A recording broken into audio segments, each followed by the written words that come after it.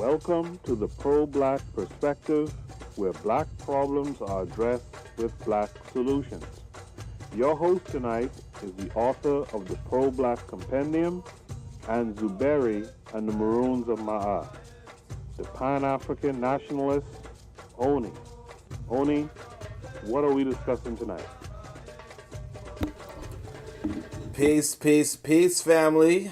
You're tuning into the Pro-Black Perspective on KWAZ Radio. Of course, this is the Enemies Within. I forgot I was going to adjust this image right here. But this is the Enemies Within, episode 13. We're going to make this a little smaller, actually. And I'm going to keep this in the corner for you guys. 'Cause I know you guys like knowing what you're looking at. So, today, of course, we have a handful of enemies within. Some of them not that serious, so I might just skip over some of them. But until I do, welcome to the chat. If you guys are noticing, I've been playing around with this idea of a live chat that just kind of comes up on screen. So, let me know if you guys see it. I think Lero just dropped a comment, so you might have seen her comment show up on screen. And Kofi dropped a comment. I'm getting a little used to it. Lero wants to know if we singing today. I used to, back in the UAM, we used to sing every meeting. And actually in the UNIA, they sang every meeting. It's kind of, it might be off of the church, but that's one thing that we don't really process too much as a people, is that the church is one of the few opportunities we get to just sing publicly, and that's something that we might want to actually value as a people, because what happened back on the continent, right, is that you would sing all the time. You would sing and dance, not all the time, but you would have, as a community member, an opportunity to sing and dance without judgment. Here in the West, the only time you can do that is in the church.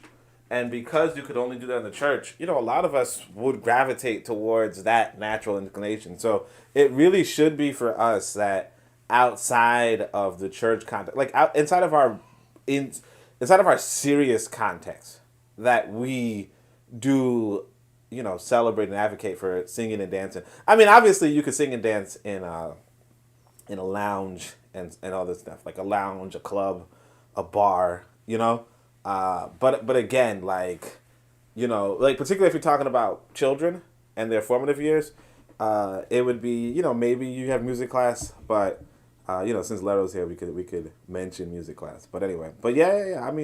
I tend to sing we used to sing the Black National Anthem. Well, I'm not gonna do it now. Sometimes you gotta prep your voice before you start singing. So no, we're not gonna sing today. Anyhow, let's go to the enemies within. This week we got one BAN, but I actually like the fact that we have 3 comrades. Not one, not 2, 3 comrades. If you look at the record, we usually just have 1. And so now we have as many comrades this week. So I'm actually pretty excited about that. We have some revolutionaries as well, but let's first go to the BAN. And of course the BAN, this is actually, it's going to be the BAN of the week because it's the only BAN. But this BAN, it's like April is what month? April is what month? First of all, y'all used to think April was, the month of, what's it called?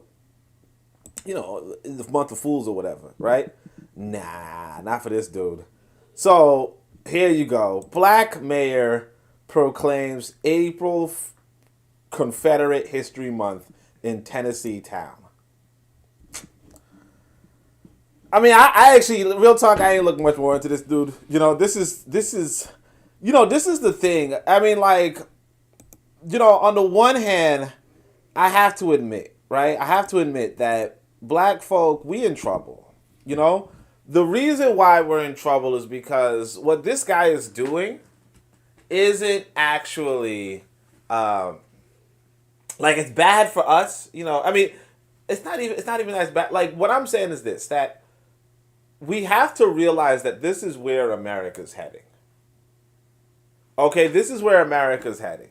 America is on this path of a balance between racial apathy and racial sympathy.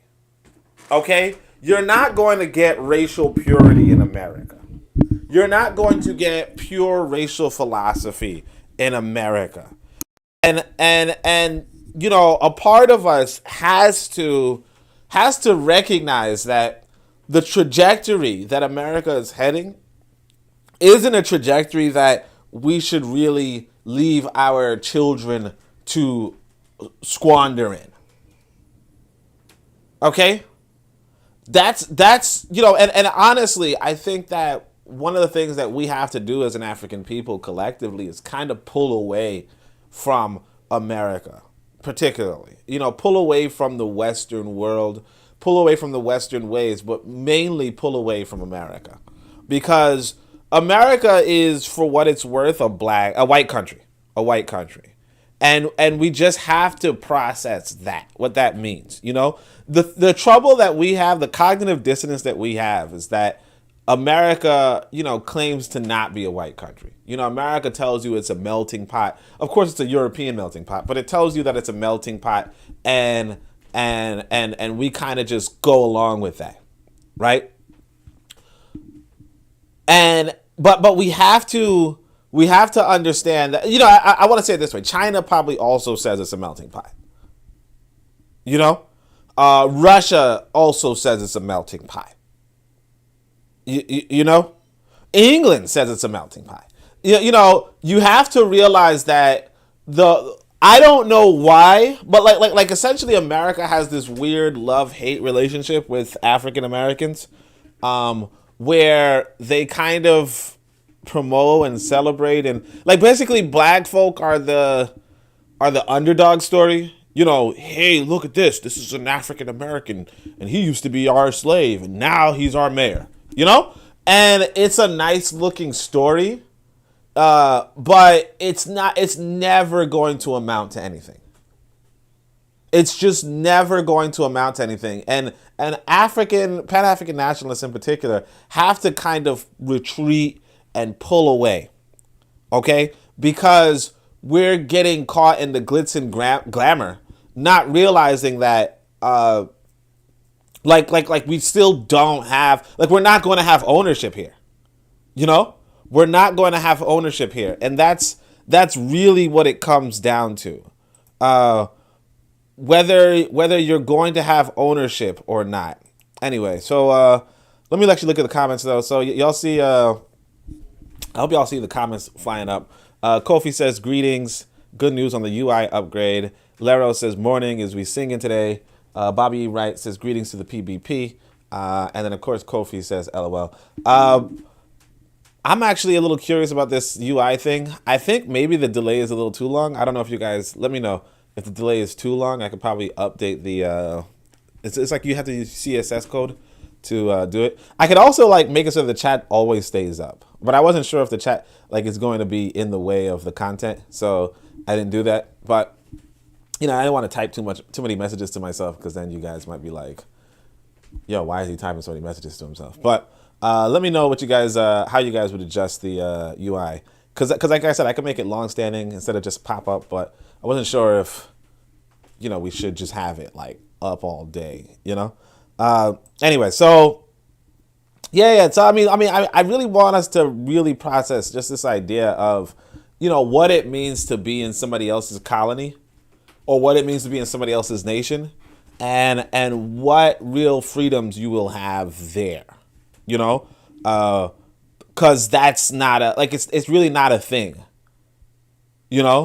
Sure, you could be the mayor. Sure, you could be the CEO. Sure, you could be this. Sure, you could be that. Sure. But at the end of the day, the world is organized into groups of people. And there are groups of people who are going to have historically more influence than you, unless you somehow beat them in open warfare.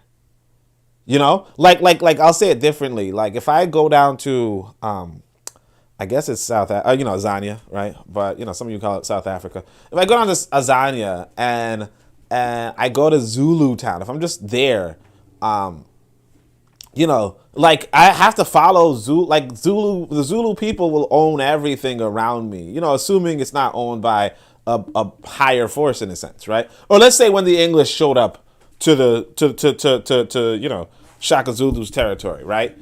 The Zulu owned everything, right? If you wanted to negotiate, if you wanted anything, you had to negotiate with them. The only way the English make any headway into that area is by beating the Zulu in open warfare, and it took them 3 wars. Okay, they lost the first war, they didn't own anything. They lost the second war, they didn't own anything. They won the third war, they started owning stuff. And the reality being that for people like quote unquote African Americans, they're not owning anything. Because they're not going to beat the white American in open warfare. Not anytime soon. Or not, I mean, it would be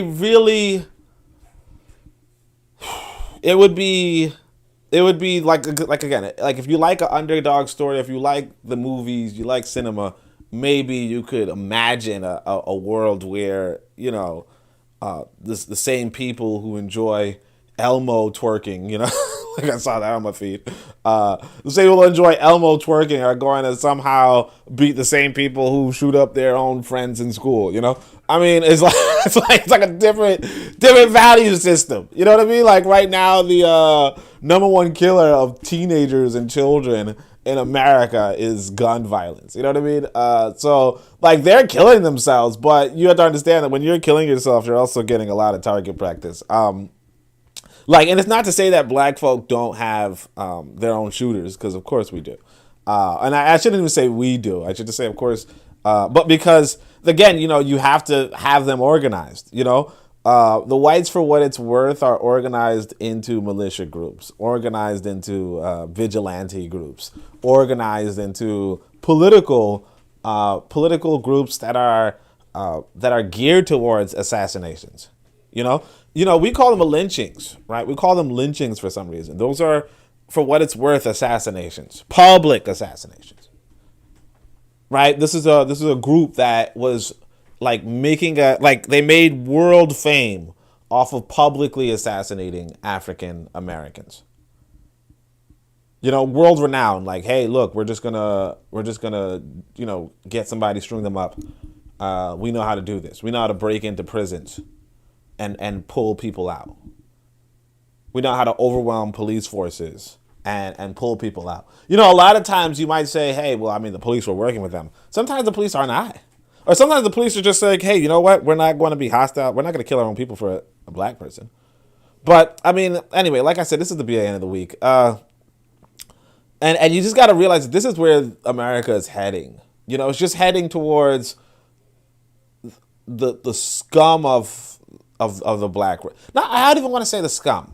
I'll say it this way. If you were a pro-Chinese black person, right, versus a pro-black black person, right, in China, okay, if you're a pro-China black person in China, you will advance further than a pro-black person in China, right? Because China is going to promote the pro-Chinese. They're going to promote you based off of your philosophy, right? That's how nations work. This is why when we say we want a black nation, see, a lot of people don't understand this part, and I really want you guys to just lean forward and listen to this part.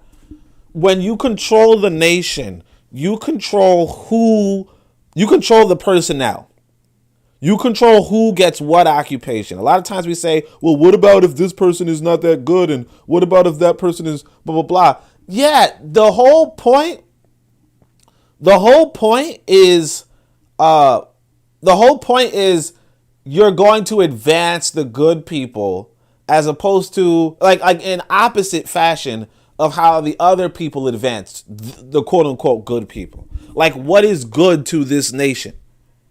You know? So you know, if you guys are familiar with my literature, and by the way, Tanzan's here, says greetings. Kofi says it's too long. I think he's talking about the UI. But Tanzan says greetings. Y'all should check out yesterday's Bit of Medicine podcast. Tanzan was speaking.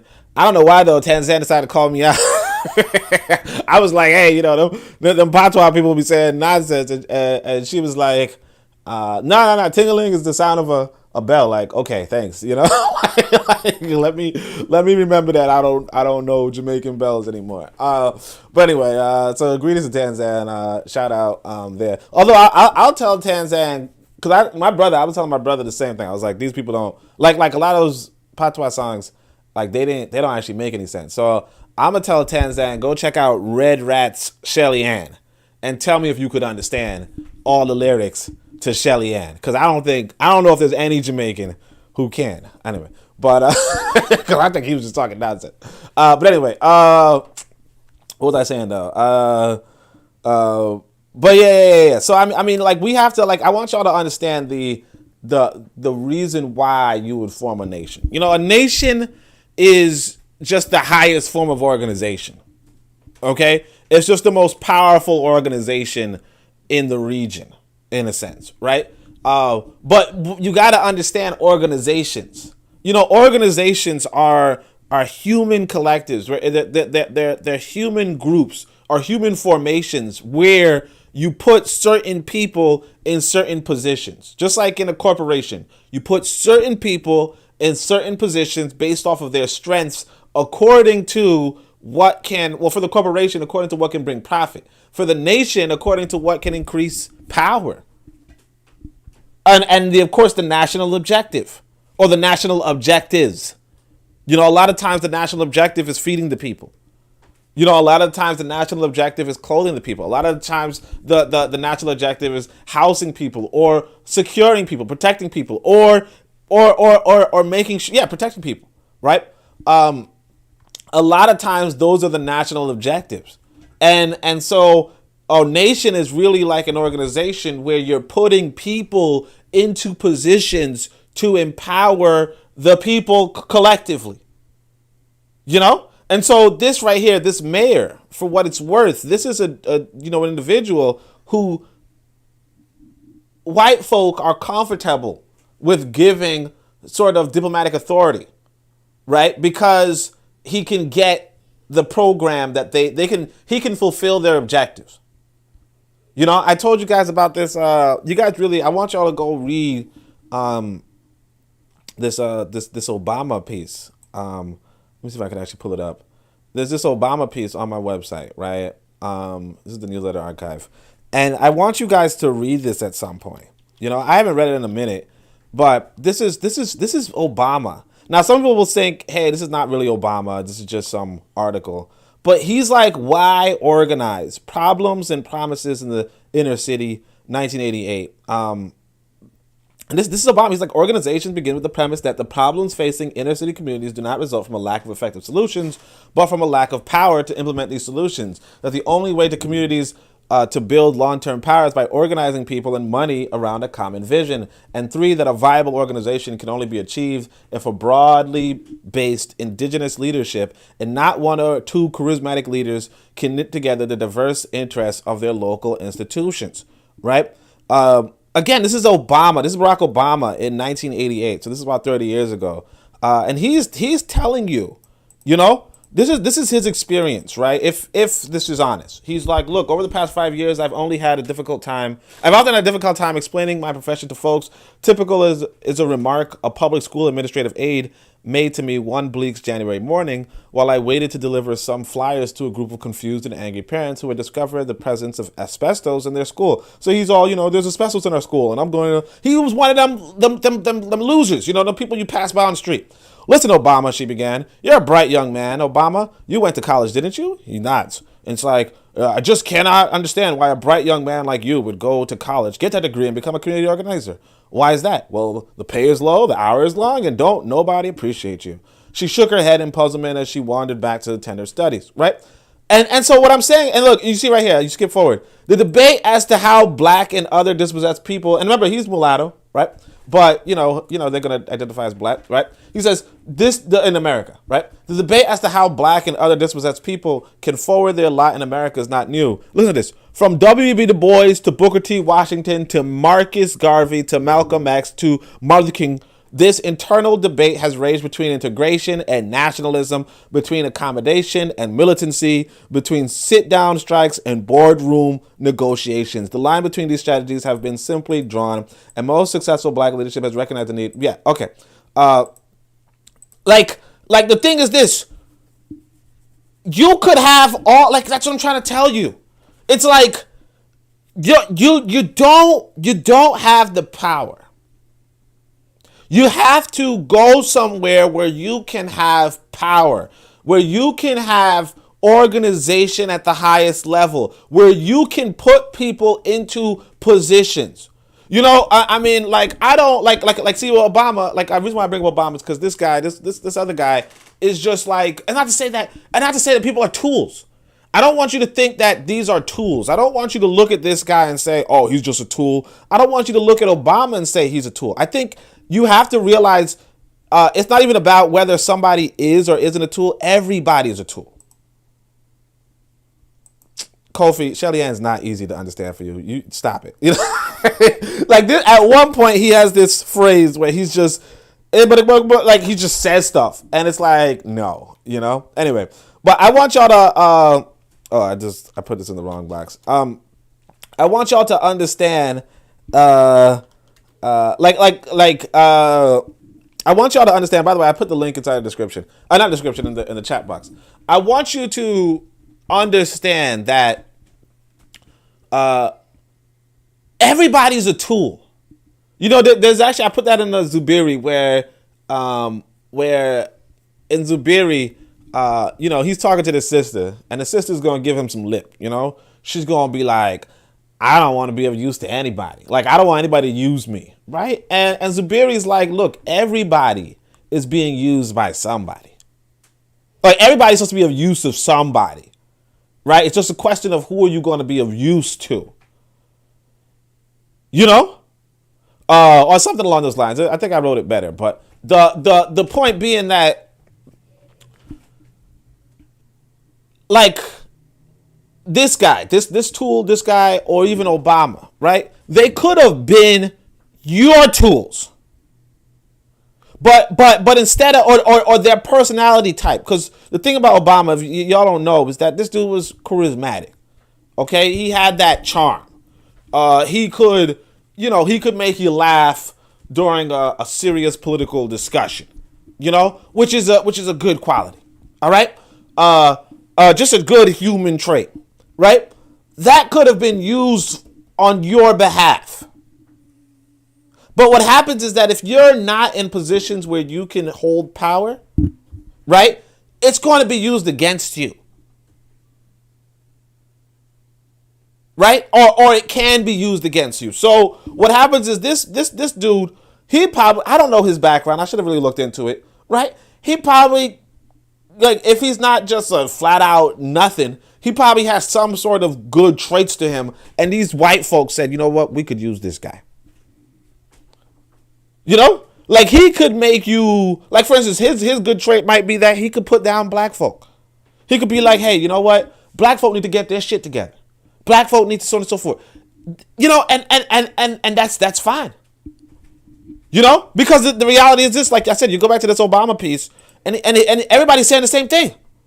Black folk need to get their shit together. How they do that is what's really debated. But the thing is this, realistically speaking, black folk are never going to get their shit together. So you're going to keep having these kind of people pop up, crop up, and be topped up. I had to rap. I couldn't do anything. It didn't make no sense when I had to rap. All right. Anyway, but I want y'all to understand that, because, like, a lot of us, like, tend to not understand this, but, you know, it is what it is. So right here, we got the next one. This is going to be Ukrainian, right? like Ukrainian? All right. So you already know who this is. And like I said, this is another example. Like, when I first saw this, I was like, that ain't no volunteer. That's Mike. That's a Michael Vance or something, whatever his name is, right? Because I recognized Nance. I recognized him from MSNBC, and I was like, that's just them in their own costume. Don't make no sense. Not like, and I'm like, not like they should have got a better crisis actor, is what I was saying. But come to find out, no, this fool, this This fool from MSNBC, good little seat, okay? Good little seat, you know, because it's all entertainment. This dude, good little seat, decides, you know what? No, F it. I'm going to go fight with the Russians in a war that the Ukrainians are not going to win. I'm going to go fight against the Russians in a war that we're not going to win. And of course, you know, like we're just waiting for his obituary. You know, there was this British world-renowned sniper, right? Showed up in what was it? In Ukraine, killed. And see, here's the thing too. Here's this black fool. What happens when the Russians kill him? Or what happens when the Russians capture him?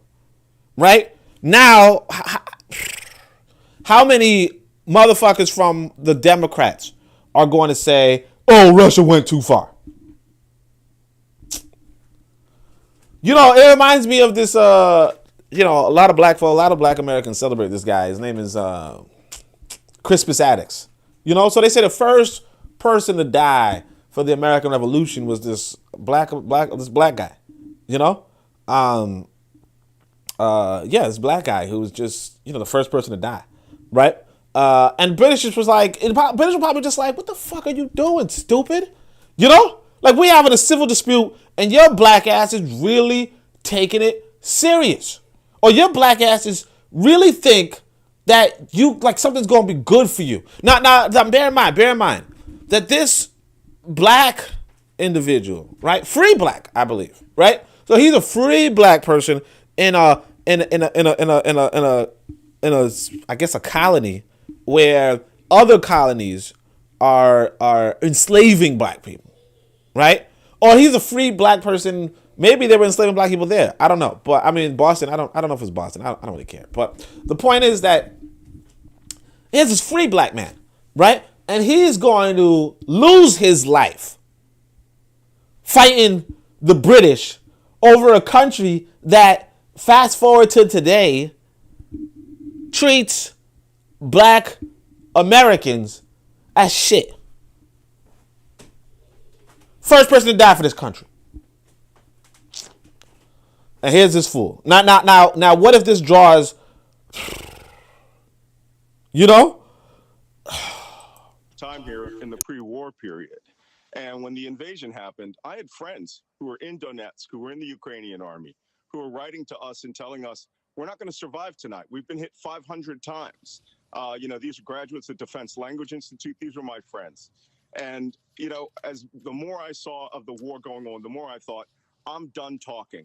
All right. It's time to take action here. So about a month ago, I joined the International Legion here in Ukraine, and I am here to help this country fight, you know, what essentially is a war of extermination. This is an existential war, and Russia has bought it to these people, and they are mass murdering civilians.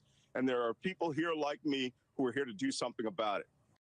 Well, as you know. Yeah, all right. So, and look at the comments, though. Look at this. OMG, you know, that's their God, right? Malcolm Nance is a freaking hero, right? This is some people trying to say, blah, blah, blah, right? You know, they call you the N-word, whatever, right? Okay, for some reason, it just goes to more tweets or whatever. But, you know, the thing about this is that I'm not surprised Malcolm Nance decided to fight foreign enemies. He fought domestic ones, too. Oh, yeah. You see, oh my, Nance, you're a good guy. Be safe. Now, I want you to understand that white folk, because the thing is this, like I said, the narrative goes that black folk, like white folk hate black folk. That's the narrative, right? And the reality is this, they don't, like they're going to like Malcolm Nance. They're going to like Michael Jackson. They're going to like Mike Tyson. You know, if your name starts with M, no, I'm joking. I know, it's just a pattern. You know, some fool. I should tell y'all that, but never mind. But anyway, no, they're going to like certain individuals. They're not going to like certain people who are not pro-white. You understand? They like the mayor. They go to the mayor and say, "Hey, why don't we have a Confederate? You got a Black History Month, so why don't we got no Confederate Month?" And the black guy's like, you know, you're right. You know, I don't know how to do it. I don't know how to do a cool. I want to do the slave accent. I feel like that's offensive, but the point being though is that they like these people. The guy who got his face pounded in by Mike Tyson, he liked Mike Tyson. There are some white folk who will see Beyonce or Lizzo and lose their shit. Be like, it's a celebrity, And I mean, obviously it's the same with black folk and white celebrities, or some black folk. The people that they do not like are people like me, people like you, I'm assuming, right? People who just are like just don't take shit from them, right? But the question is, why would they like that? It's just like if you were in by the way, you guys should check out this newsletter archive. I kind of stopped updating it, so you won't see a lot of the podcasts here. Although it's like on the main page if you check out the main page. But you go to Rules of Warfare. These are all pretty much old articles, because I kind of stopped writing articles. But you gotta, if you don't study anything else, study this, right? Study the general rules of warfare. All right. This is just passed down, quote unquote, wisdom from what's his face? Just passed down from ancient times, right? By the way, I forgot to read the comments. So Kofi says, good traits for white people, bad for black people. Leros is wow, so he really went over there, laughed my ass off, whole clown. Kwame Ture told us Crispus Attucks was a fool. And Leros says, ain't gonna do nothing but get smoked. Yeah, hopefully. Not saying I want a black person to die, but hopefully. And in the slave accent, you bogus. Yeah, I'm not trying to do the slave accent. I ain't gonna hold y'all. I feel like that's a little bit, I feel like as a white folk made that up. Oh, actually, I don't know if they made it up. I think it's just kind of bad to make fun of people who were enslaved. But anyway, so these are the rules of warfare. You try to study and understand all of these. If you get the pro-black compendium, you'll have most of them. I didn't include all of them into the pro-black compendium because they're kind of from white folk, so I just didn't. But here's on this website, I put a link in the description. You can see this. But there's this one, I think I probably did put in the pro-black compendium, where it's you really want to understand this. All right, so here it is. It goes, if some of the old side of the enemy desert to come to your service, if they be loyal, they will always make you a great acquisition. Okay? For the forces of the adversary diminish more with the loss of those who flee than with those who are killed, even though the name of the fugitives is suspect to the new friends and odious to the old. Right? So, what does this mean? He says, if you have a traitor, if somebody betrays their people, their forces, right? Remember, this is between two armies technically, but let's just look at it from a political standpoint, right? Let's just say it's without the so on and so forth, without the warfare, right? If you will, right? He says, if somebody on the enemy side desert and comes to your service, if they're loyal, that's a better acquisition than killing them. Okay, than killing your opponent, because the enemy is diminished more by traitors than by deaths. Why? Because he says, even though that name of the fugitive will be suspect to your people, right? Why do we have a black guy? Why do we have a black mayor? That's why people will be like, why do we have a black mayor? But it's also going to be odious to the old, where it's this fucking black mayor. These black people. Because now, like this way, put it this way. You kill, let's say, matter of fact, this guy's a coon, right? You kill a coon, right? You kill somebody who's pro-America, right? Black folk are gonna be like, you see how America treats us, even when we pro-America. That's what we say with Dr. King. In fact, we'd be like, yo, even though he was peaceful, they still killed us, right? And so that makes America look worse. Now, if Martin Luther King Jr. is now pulled to their side and well paid and well fed, then it's a lot of the people, a lot of black folk, one, are going to be like, hey, I want to be well fed like like Martin Luther King Jr. How can I do what he's doing? Two, you're also going to have black folk can't trust the black person next to me because he's going to sell out. You understand? And in 3, look at this. It's just basic math. You have 50 people fighting 50 people, right? One of the 50, let's say team A and team B. One of team B is killed. Now it's 50 people fighting 49 people, right? That's a 1-person advantage on the side of the 50 people. But if one of the team B isn't killed but instead deserts to team A, then you have 51 against 49. And now you have a 2-person advantage on team A. You see what I'm saying? Come on. I'm telling you, and so, you know, it does bring into question for a lot of us, right? It does bring into question for a lot of us. So what about if we have that power, right? What about these white folk? Would we use white folk or would we kill white folk, right? Now, again, like one of the rules of warfare is if you had the power, maybe possibly, no, that's just saying, it's not saying that one is, I mean, it's saying one is better than the other, but it's not saying you have to do one or the other. You know what I mean? When it came to Dr. King, they wanted to use him as an asset. They wanted to use him as an asset, right? But because they couldn't, right, they killed him. You know? And so it really comes down to what the leadership of tomorrow wants, or what the leadership of tomorrow thinks they can handle. You know? If they think that they can use, you know, a handful of white folk to work against other white folk, then, you know, that's on them. You know? We can't necessarily make the call. A lot of us might disagree, but again, you know, real life and real human situations are not decided, you know, in you know, like outside of the context. You know, real life is not, you know, game or pretend. You know, real life is you're gonna see, you know, Ivan or Igor, you know, yeah, like real life. Like I said, you know, you check out the check out the Book of Power. And you're going to see the Mau Mau revolution. And you're going to know that the Mau Mau, the fighters for Kenya, by the way, shout out to Tanzania, right? But the fighters for Kenya did not produce every weapon that they used. A lot of them were purchased from white folk. Or a lot of times when it came to, you know, Mau Mau prisoners, they paid the guards. You know? A lot of times, yes, you will use... Like in real war, in real life situation, you will use white people, you know? And that's not to say that, I mean, again, you know, you look at Dessalines, they did use mulattoes, 1, but 2, there was a population of whites that they had no beef with, you know? Do you agree with that? Do you not agree with that? It really depends on, again, it's really all a matter of, are you freaking fighting? Are you fighting? Are you in the war? And if you're not in the war, then, you know, like, what say do you really have?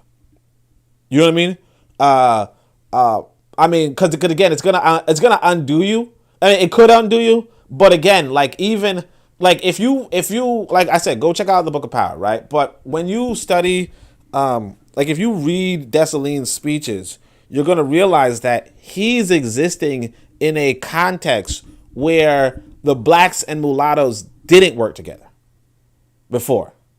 Okay? And so there was this early revolution. I think it might have actually, or this earlier revolutionary attempt. And I think it might have been the mulattoes were leading it, like exclusively. And like black folk were just not in it. And then the whites just decimated them.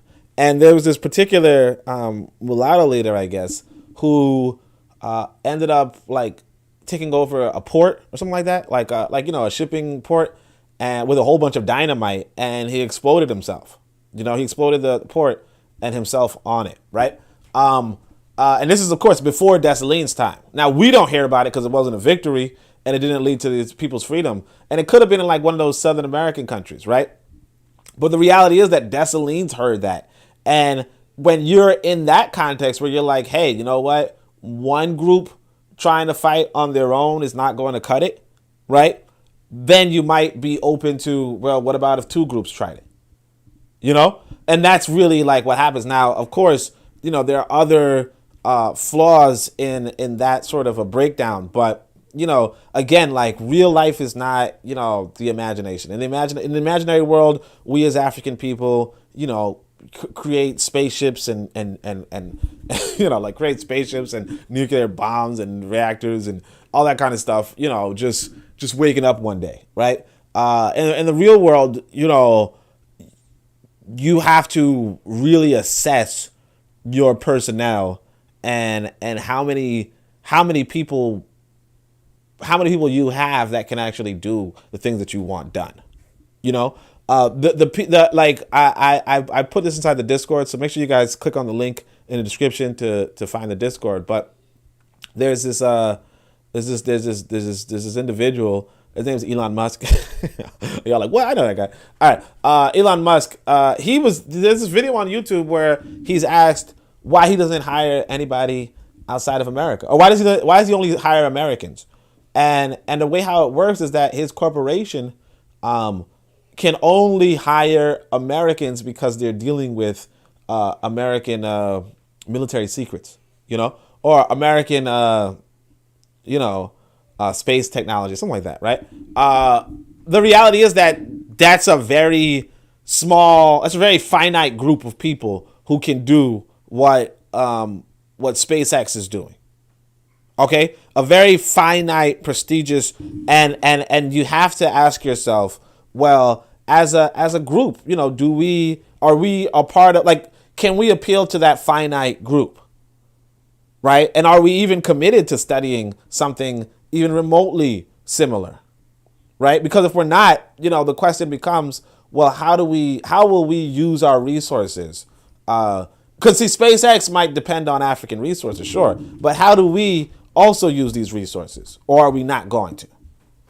You know, it's a lot to it, but and of course, you know, like I said, it comes down to, well, are we going to need outsiders? You know, and what does that necessarily mean? So it's really not as straightforward as I would like it to be, but you know, it is what it is.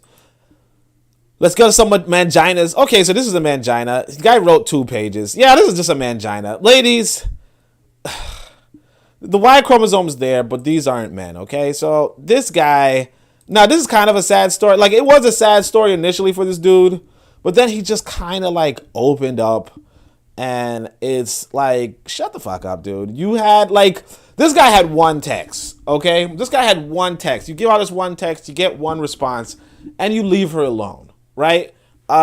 This guy is just so broken. Like, you already see, I don't trust women. And I also don't like to take gifts or accept anything nice from them. This is where it began, but I realized that I needed to let that shit go, so I wrote to her. I usually wouldn't share, but this woman could have ruined my life. This did nothing for me, though. Yeah, it did nothing for you, because you're basically a mangina at this point. Now, not shout out to this guy. He's able to, you know, lay with a woman pretty easily, right? Well, not easily, but he lays with a woman. And like, you know, props to him. Of course, this thing goes south, okay? Or I shouldn't say south. Let's say north, right? This thing goes north, right? And north being bad, right? We shouldn't make the south bad. Let's go. All right. Hi, do you remember when we went on a mini getaway as a group and you told everyone that I raped you, only for you to finally admit, only to me, in a text that we had actual fact had consensual sex? I have been to ask you for many years now. Why did you do that to me? So basically, him and the group go, like, the women go together in a group. He GTD, right? He gets the draws. And then she's like, yeah, this dude raped me, right? And then all his friends kind of turn against him, which is something that can happen. And that sucks, right? This is the only text I would have sent. No, not the only text I would have sent, but he sends this text finally. I don't know why. Like, obviously, you could have just screenshot the text where she says, hey, you know why she did. Actually, look, that sucks. It just sucks for him. You know, it sucks for, like, again, this is kind of like a mangina to pass me. But the thing with the pass me is that you really can't predict this.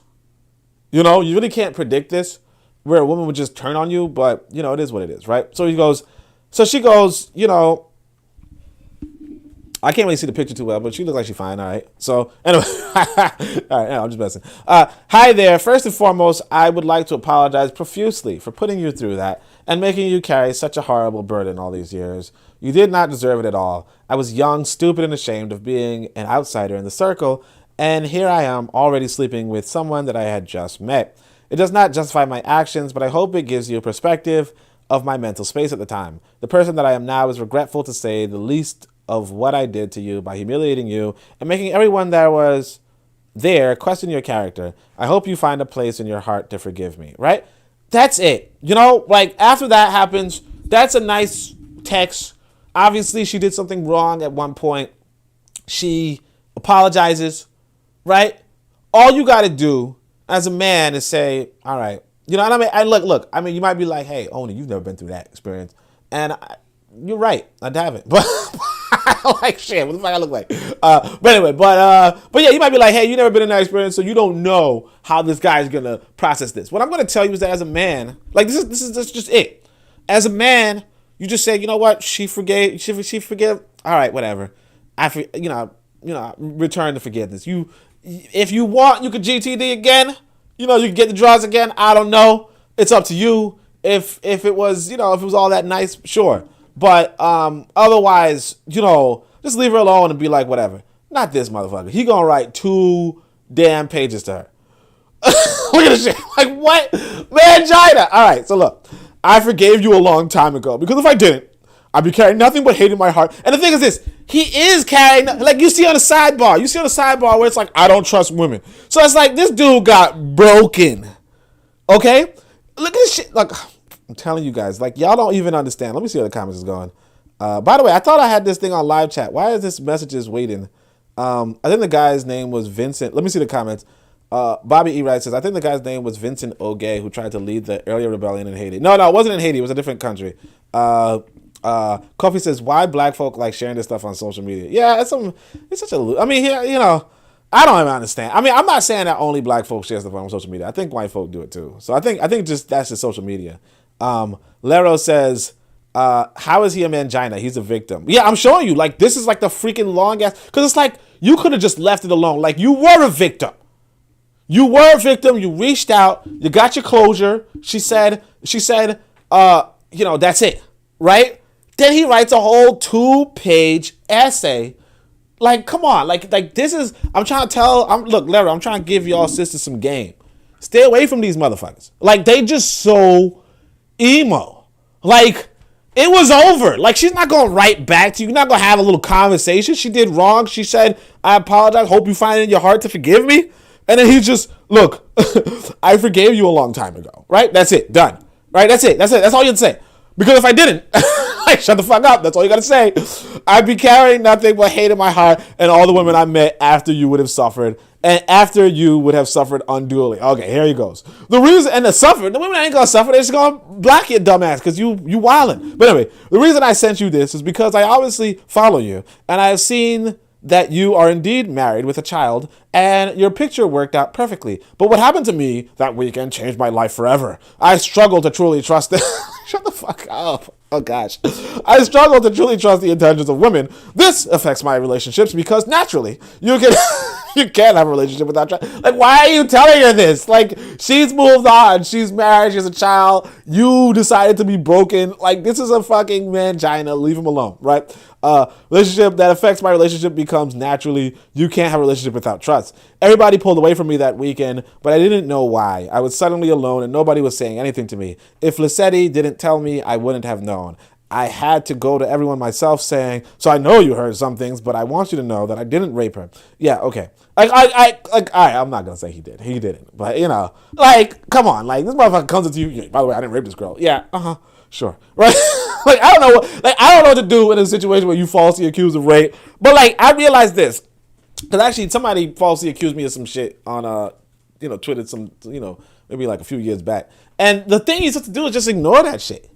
Because, like, if it's not true, then just fucking ignore it. Now, of course, people pulled away from him. But, like, you can't do much about that. You know? I mean, I could say that, yeah, you can't do much about that. If you would just ignore it. Like, if I go on Twitter right now and I say, Lero, why you steal that money from me, right? Lero can't be like, what money did I steal? Like, if she retweets, what money did I steal from you? She fell for the trap. Because now everybody's just like, what the fuck? Lero stealing from people? You know? Instead, she just got to be like, yeah, whatever. That's some stupid shit. Maybe even just block me, but I don't advise that. You know, I won't advise that. But what I'm saying is that you just don't highlight shit like that. Now, of course, I say, Lero, why'd you do it? You know, my big ass platform. You know, maybe a lot of people will see that, right? But then she just ignores it. And it's like, you know, like maybe some people pull away from her, maybe they don't. And even there's nothing to it. You know, she just peeps game and says, okay, Oni's on some mission to ruin me for some reason, right? And just like, yeah, that's stupid. That's some dumb shit.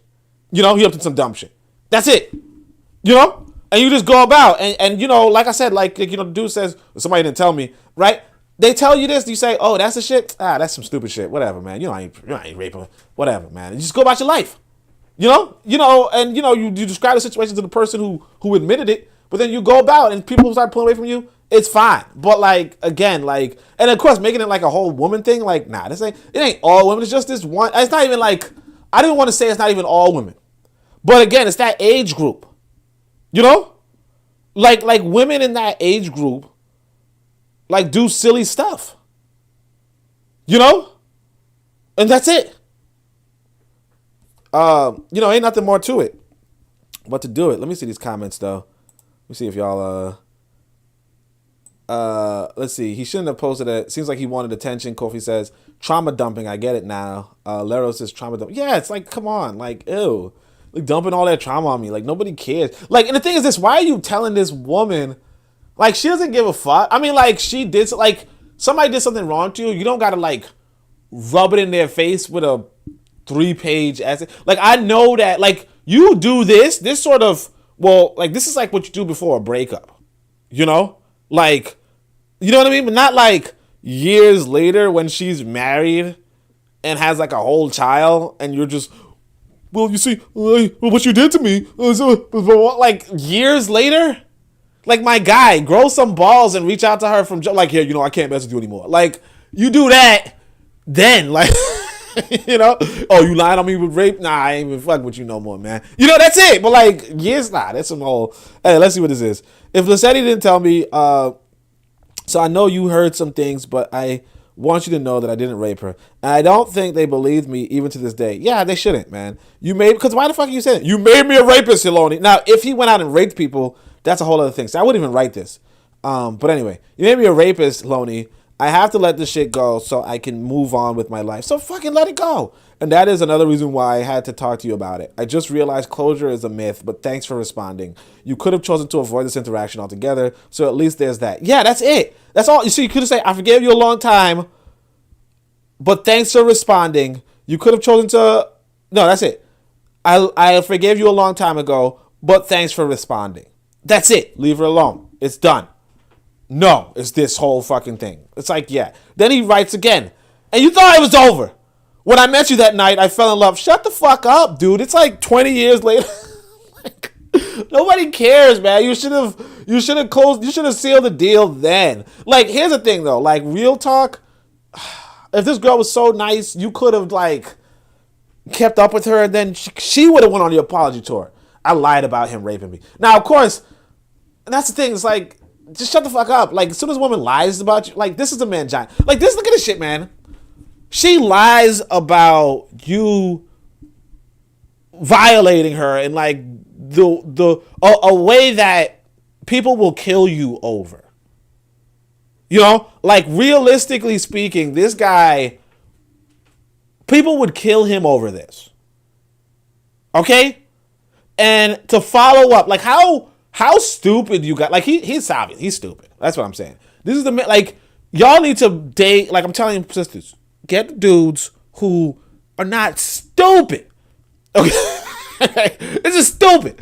I know you might be like, this is not enemies within. Look, let's just handle this mangina, all right? When I met you that night, I fell in love. You were beautiful, cute, and all things in between. Like, what's between those two? Anyway, beautiful and cute. Like, that's not even, like, shut the fuck up, dude. You're so loser. All right. I couldn't believe my luck meeting a girl like you. By the end of that weekend, I thought I was cursed. I don't hate you. Yeah, she doesn't care anymore. She wrote you That was it. You're supposed to say, cool, thanks. That's it. But you are a lesson I never needed to learn. I know people make mistakes and that they grow and learn from them. I wish you well. Cheers. I'm not saying she did the right thing, but she did the right thing in dumping this dumbass. Like, obviously she's a past me. I mean, she was a past me. I don't know if she's still a past me. See, here's the thing. If what would have made her a past me is if she responded to this. Like, first off, you don't know. Yeah, then I'd be like, oh, okay, she's a pass. But like now, it looked like she matured. Like she made a mistake. She was in a weird space. Lero, your age group. Anyway, no, I'm just saying. Lero asked what age group. No. But like, I'm just saying like, because I think this is South Africa. So in South Africa, there is, realistically speaking, a lot of guys who get away with sexually assaulting women. Okay? So it's like a real problem in South Africa. Maybe you wouldn't get a death, whatever. Like maybe you wouldn't even get killed for that. It's like a part of the culture there. Like, I'm not saying the culture there, but like particularly young men and young women are like very nonchalant about, sexual assault, rape and rape accusations. But of course, when I say age group, I'm also saying that, realistically speaking, you got a husband and kids. You're not doing that anymore, or you looking to set up a family. You're not like, you're not like, if your goal, like again, like her goal is to fit into a friend group, like I don't, like in my age group, we don't have that goal anymore. We're not trying to fit into friend groups,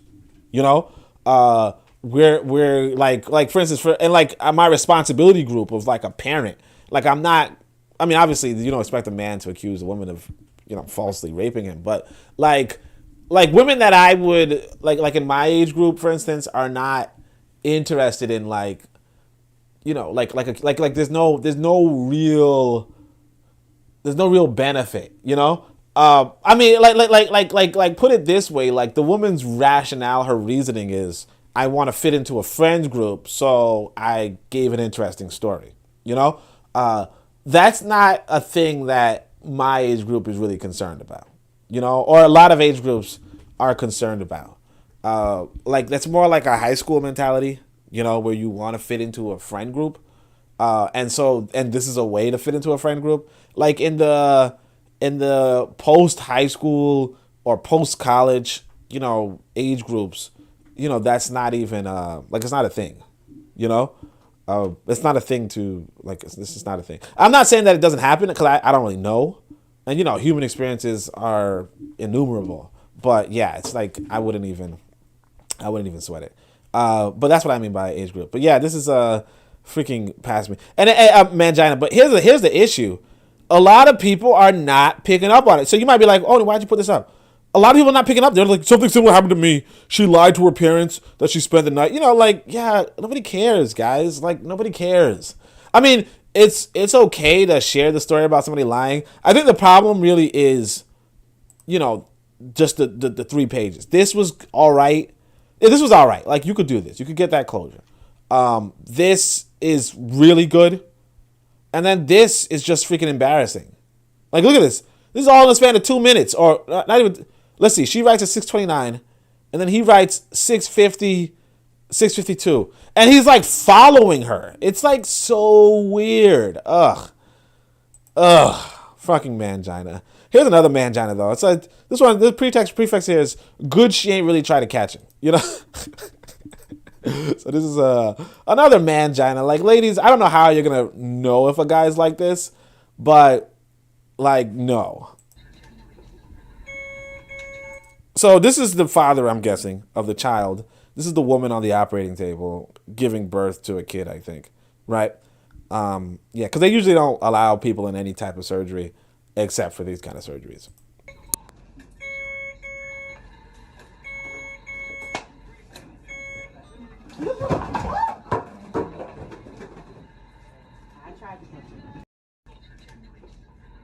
We gonna watch this again. He just backs up and then he just falls. So look, oh wait, I tried to catch him. No, she didn't, of course, but she got to tell somebody, right? But look, Y'all made this dude cut his locks off. You know, like I don't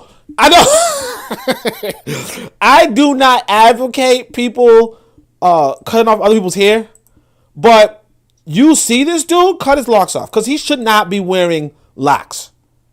Okay, he should not be wearing locks. You know, that's the hair group of champions. You know, that's my hair group. That's the hair group. That's Mac Lero got that hair group, right? That's the hair group of champions. You see this dude just cut his locks off because this is some like what are you so squeamish for? I'll tell y'all this. So, you know, I don't usually tell y'all. I might have told the story before. But we decided for my son have a natural birth, you know, like at a birthing center, you know, kind of like no anesthesia too, right? I mean, eventually I think she did try to use the nitrogen or whatever because it was, you know, like it's painful to give birth, right? But let me tell you about this birthing process. Basically, you know, my wife at the time, right? You know, my son's mother, she's in pain, right? And I'm just, you know, trying to make her laugh, trying to give her calm, trying to play some African music. So my son comes in with African music, all that stuff, right? And, you know, asking questions, but basically she's just, she's whatever, right? The midwife don't really give a shit. Okay, she don't really give a shit because it's like, I've seen this a million times, right? All we got to do is wait for when the baby's really coming out, right? Because, you know, my son's mother's like, come on, why is the midwife not in this room? Well, the midwife's in another room in the office just typing away, right? She's like, she's not in the room because she knows that my son's mother's not going to give birth just yet, right? Anyway, so eventually though, right? Now here's the reason why I tell y'all that humans are animals. See, y'all sometimes hear me say that. You're like, why are you calling us animals? We're not animals. We blah, blah, blah, blah, blah. Right? My son's mother is about to, like, when there comes a time when she emits a noise that is not even in the human vocal range. Okay?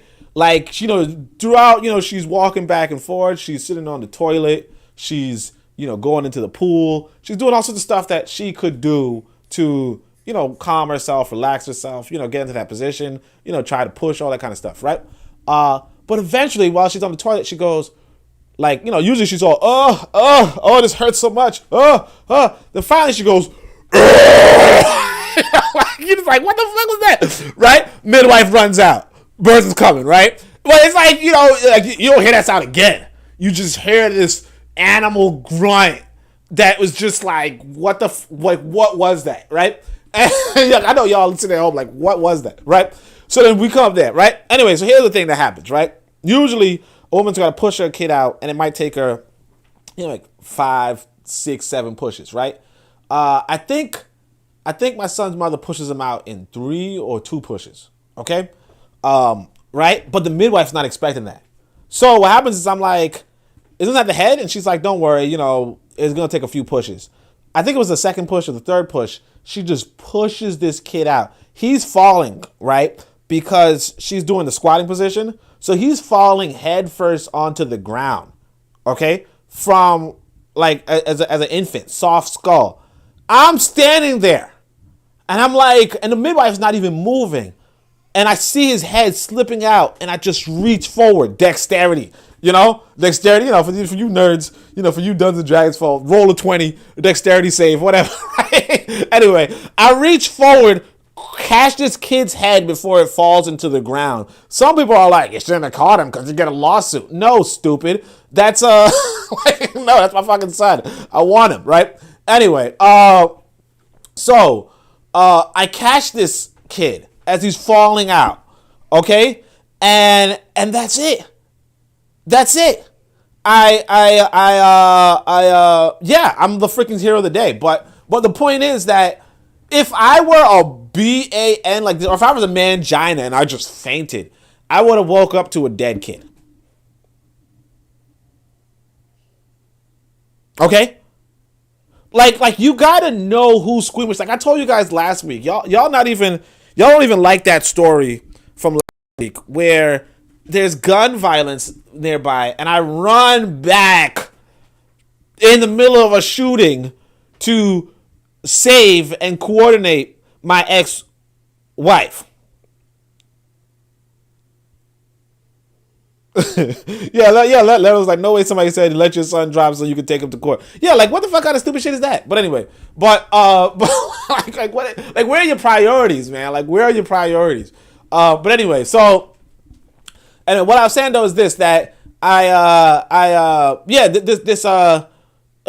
run back into a firefight to go and save this woman. Then I coordinate her and locate her in the most convenient spot to avoid, stray bullets. That you gotta know, see what I learned from that lesson too. When I saw my son's mother walking in a firefight, is I learned I can't trust this woman. I can't trust this woman.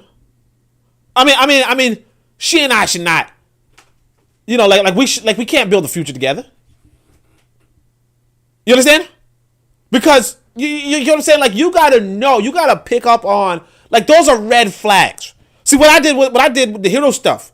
The run back into the firefight, put my life behind my wife. Right? That's a green flag. Walking and being uncooperative in a serious situation, that's a red flag. Fainting at the operating table, oh gosh, blood, that's a red flag. Like this dude ends up paying child support for the next 18 years. I'm cool with that. He gonna come online. Well, she didn't want me anymore, and blah blah blah blah blah. And I don't want to pay all this child support. Like, shut the fuck up. You fainted during the fucking you can't protect anybody. She needs a man. You're a mangina. You know what I'm saying? like she ain't a lesbian. You know what I'm saying? Fucking A, man. Oh gosh, a baby's head. Oh god. A room full of women, no less. Like, the dude was in a room full of women. All the women standing up like, yeah, we got this. The one dude, just go cut his locks off. Cut his damn locks off. I don't want to talk about this motherfucker no more. Let's see. Pass me's. Any pass me's this week? Oh, yeah. So right here. So this, I want to tell y'all this. So this is two different personality traits. Materialism isn't a personality trait, Madonna. So if y'all don't know, Madonna got a song called Material Girl. And so... that's a white woman, by the way. So if y'all don't know, that's good for y'all. But let me close this other stuff. Look at this. Are you really low maintenance, or are you used to being neglected? So this is the past me's. I want y'all to understand. So this is one of the things that I do. I'll tell y'all the truth. So when I go out, I go to, like I said, there's only a few places you could dance and sing, and those are lounges, right? So a lounge is basically a place where they will play that good music from when you were younger, throwback music for your age demographic. So a lot of your age demographic will go there, get something to drink, loosen up, particularly after a long work day, and just have something different in their life, than sitting down at home or reading a book or watching Netflix. They can socialize with other people, all that kind of stuff, right? One of the things I do, unfortunately, sometimes in my outfit, I'll admit, Lero not gonna like this, but sometimes I project, I project poverty, low key, I project that I'm a poor guy, I could be walking with some cash money in my pocket, but you wouldn't waste your time robbing me, because I'm in New York City, back in the day, you would be harassed on the street if you would look like a good target, and it's not that's the reason why I do it, but low key, I don't really, I'm kind of just rough around the edges, a lot of people who are concerned about bigger things than the terrestrial world are kind of rough around the edges, wild men in clothes, and that's fine. There's nothing wrong with that, right? Why Lero saying why you finally said it? But anyway, you don't want anyway. So what I'm saying is that because Lero's you high maintenance. No, I'm not high maintenance. I'm low maintenance, right? I'm low maintenance. I don't. Now I kind of wish I had. I kind of am trying to get more style. I ain't gonna hold y'all. Because I realize it's not the best thing. You really people do look at your dress and all that kind of stuff. But here's the thing: a lot of times you're gonna go out to the lounges right? And you're going to see women, and they're going to be high maintenance, and they're going to tell you, like, they're going to show you that they are high maintenance. You know, like for instance, when I see a sister with sister locks, I don't even talk. Like, because I know her hair costs her $300 something or something like that, right? And the thing is that if you spending $300 on your hair, right? Like, I'm not, like, you already out of my price range, you know? Because if you start asking me to help you do your hair, right? I'm already like, nah, I ain't wasting no motherfucking $300 on no hair. Like, if y'all notice my hair, like, my hair is like $0.00. You know what I'm saying? like this is free 99. That's how I do it, right? And that's like, yeah, I project low maintenance, you know?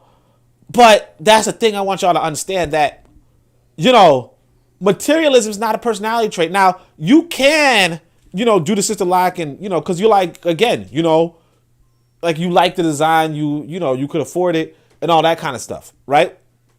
You can do that. But like me personally, I don't like, and I mean, that's nothing wrong with that. But when it comes to, like, you're going to notice, nah, hold on a second. Let us talk about his only the broke woke. Nah, I ain't no broke woke. Anyway, I mean, look, I'm not no broke woke, but I ain't broke. You know what I'm saying? I'm woke. But anyway, so what I'm saying is this, right? I did that click of the tongue. Somebody said I do click of the tongue, and I was like, I don't do that shit. Apparently I do. But anyway, so what can I say about this broke woke? I mean, what can I say about this materialism thing? I mean, I think that's pretty much it. Like realistically speaking, a woman is like about this. It's like if she's trying to make low maintenance people feel like they're neglected, right? Like, that's a problem. You know, like, if you feel like, and like, you already see the she, her in the profile, so it's like, it's already like that's a red flag already. Like, you already know that's gonna be a pass me, right? But like, if they're going to turn something from, you know what, maybe what's important to me isn't like clothing, you know, but realistically, like, entertainment, you know, like, for instance, for me, I said, like, all right, so Lero, matter of fact, so I don't know, it looked like Lero's mostly in the chat for some reason, right? But she said the contradictions are widening. Lero was talking about her father when, you know, I don't know why she said that. She said her father was watching some silly cartoon, but like, when I was younger, my father would watch like anime and stuff, right? And he would also like buy us video game consoles. Okay, so like we had PlayStation, like I had FIFA 98, I think, you know. So like we had games from jump. Like we had Sega, like we had Sonic and Sega Genesis and Nintendo and Super Nintendo. We even had this gamepad where you could like stand on it, and then you're playing this guy who's surfing or something, like through this, like it was like way back. We had Lemmings on computer, like literally like floppy disk games, right? Like my father was like a game collector. Like even to this day, he still has like he doesn't play them anymore, but he just buys his kids games, and all that kind of stuff, right? So like for me, my entertainment would be video games, you know. So like, or like one thing I would pass on to my kid would be like video game playing. Like right now, because he's not gonna be quiet during this podcast, I just got him a Switch, and I put it in his room, and he can, you know, do whatever he wants in there, right? But like, I mean, obviously you might be like, why isn't he reading for 3 hours? Because the thing is that, I'll tell you the truth, kids, I mean, because the thing is that he's like a baby, right? He's still like really young. So what happens is that he's going to read a book, because he could read a book, and then he's going to finish the book, and then he's going to have nothing else to do, because he's not going to reread the book. That's weird, right? Anyway, like it's weird. But anyway, so, and of course, you know, you could get your own games for him, and it's whatever. But the point being that, and the reason why I like games, I'll tell you this, that when I was younger, like up till the time of, there's this game called Final Fantasy VII. It was one of the bigger RPGs of our generation or whatever, right? Or one of the bigger games from Japan or whatever, right? And like up until like in the middle of playing Final Fantasy, like I wasn't really reading, you know, for like understanding. You know, like I could see the words, I could understand the words. I mean, I could, like, I wasn't connecting a story. I wasn't connecting the words to an imagination, you know? And so for that, like I realized, and especially since I'm now, you know, game developing, I realized that you can, like video games can take you into a different environment in a sense, so that you're not like for instance, he's not locked in his room with nothing to do. He's, you know, let's say he's just another character altogether. He's an avatar problem solving in some capacity. You know, he's navigating Mario or whomever. Although right now he's probably just watching videos, but like, you know, like stupid silly cartoons. But again, he's like I'll say 6, so he's like really young. He's not going to be doing anything protective. But again, he's not like in his room just like playing by himself. He's like a video director right now. You know what I mean? Like rewinding and fast forwarding and saving videos and putting images and words over the videos and that kind of stuff. He's doing something that he finds entertaining. But anyway, the point being that like I'm not neglected in the sense of, you know, because I walk outside without, you know, ironing my shirt or something, or because I walk out in a shirt that's not impressive. It's like I'll say it this way. So one time I was dating this woman, and she's like, hey, let's go to the grocery store and get some food for, you know, to cook, right? And I'm like, yeah, sure. And so I just put on a shirt and pants, right? She puts on makeup. She gets a nice iron shirt. She puts on, you know, perfume. She, you know, blah, blah, blah, you know, does this, does that, so on and so forth. It takes her a good while to do that. And so what happens is that, Kofi said he might even be watching the stream. Yeah, I wish. I should force him to do that. But anyway, but she gets ready to, you know, like be, like catch somebody's eye while she's outside. Whereas me, I'm just like, got this stupid shirt, you know, I got the stupid pants, and I'm just going to go to the grocery store to get some food. And, you know, I could spend all the money, you know, I could buy a lot of food, but I'm not dressing up. Now, that's one of the things that I'm trying to fix, you know, trying to be stylish while I go outside. But again, like, it's not necessarily a matter of neglect as much as, you know, some people just have different priorities. And like what this is doing, this is like what they call gaslighting, where it's like you don't have the same like you could be enjoying your time with a dude, you know, watching movies, playing video games, going to so on and so forth. And then, you know, and he's like accepting of the fact that, hey, you're not getting dressed to go to the freaking grocery store. You're just going to the grocery store and coming back. Because this thing is that I want to say is that that's technically how white folk do it. You know, so that's like one of the qualities that I would have that's not necessarily of the quote unquote black folk experience, which is that, you know, white folk, like when you were on, and they do it like to the worst extent, you know, like when I was in college, they would show up to the class in their pajamas, right? That's weird to me, you know? Like, and it's the weird part about it too is that you would sleep on the same bed that you just sat in the classroom in, but you know, that's kind of weird. But anyway, but yeah, they would go to school in their pajamas, or like you go to Walmart and you see, I don't go to Walmart, but you know, you see the videos of people shopping at Walmart and they're just run down, right?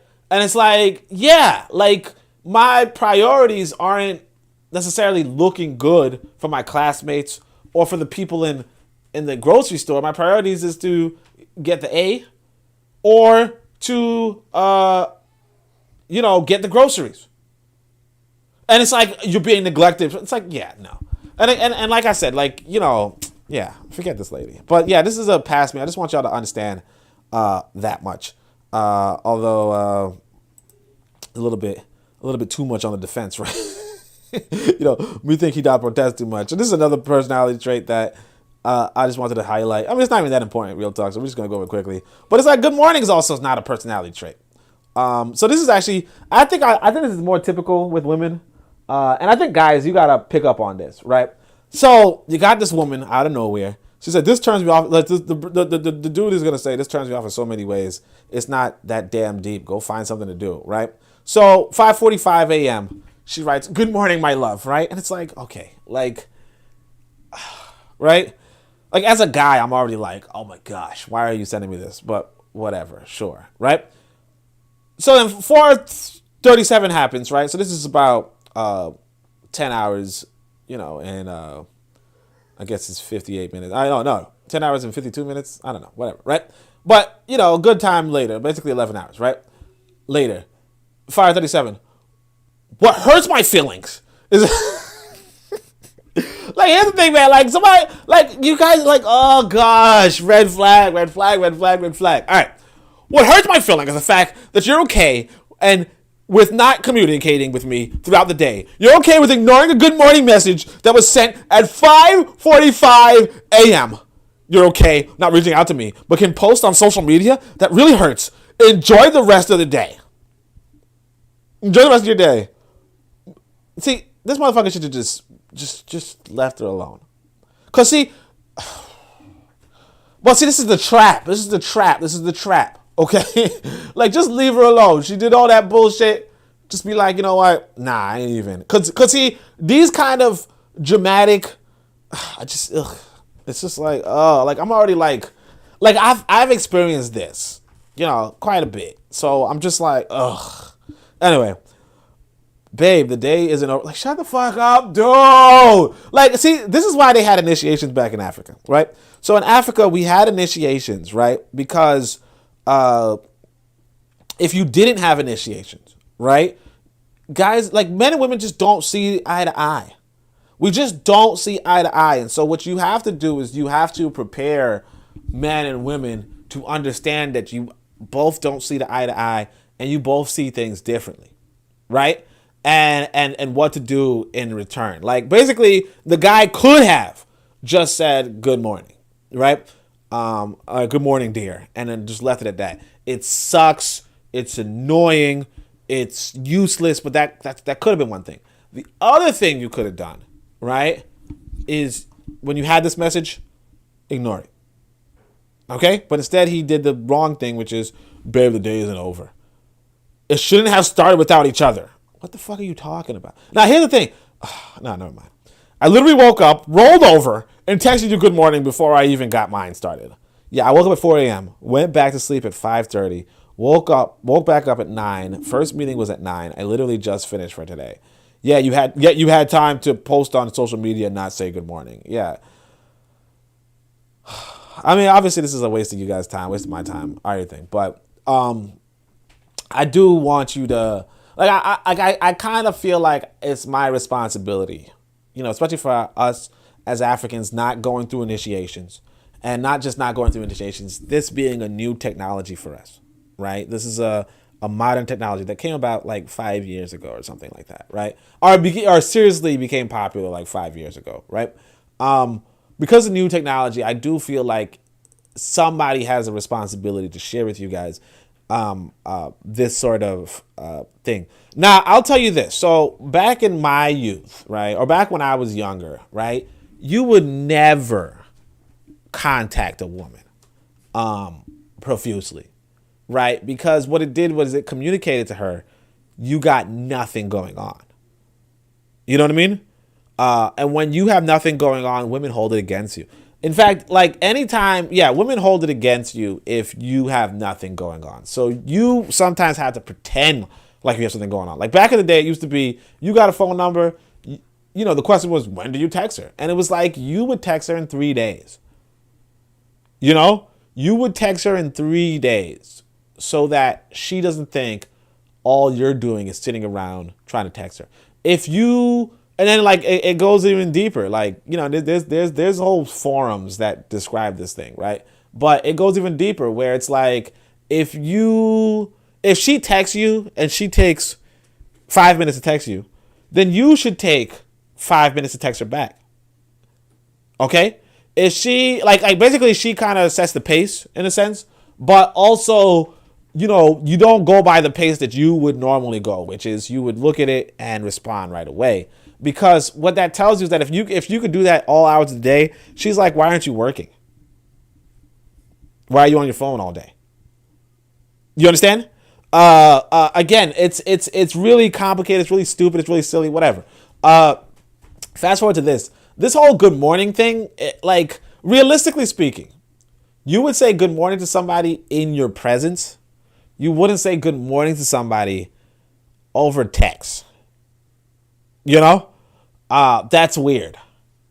You wouldn't call somebody and tell them good morning, because the thing is that it's a waste of time. You know, it's a difference between there's a difference between no time and like you having a lot of free time on your hands, and then you having a lot of time that you can just waste. You know, like I remember there's sometimes when women do this thing, this good morning thing, you would spend the whole day, you just say good morning, then you say good morning back, and then you wouldn't hear from them, and then it'd be like good night, and then you say good night. It's like, why did I just like, what is, no, like like you guys like but like anyway, so I'm gonna tell you guys, like, this is like real talk. It's kind of a red flag. I mean, it's not the worst thing. I think it might be kind of too popular for you to really avoid, but it is one of those things. Anyway, I see nobody commented on that, so we're just gonna keep going. So Alphabet Squad had nothing. So we got 3 comrades today. So I'm excited about that. So right here, it's comrade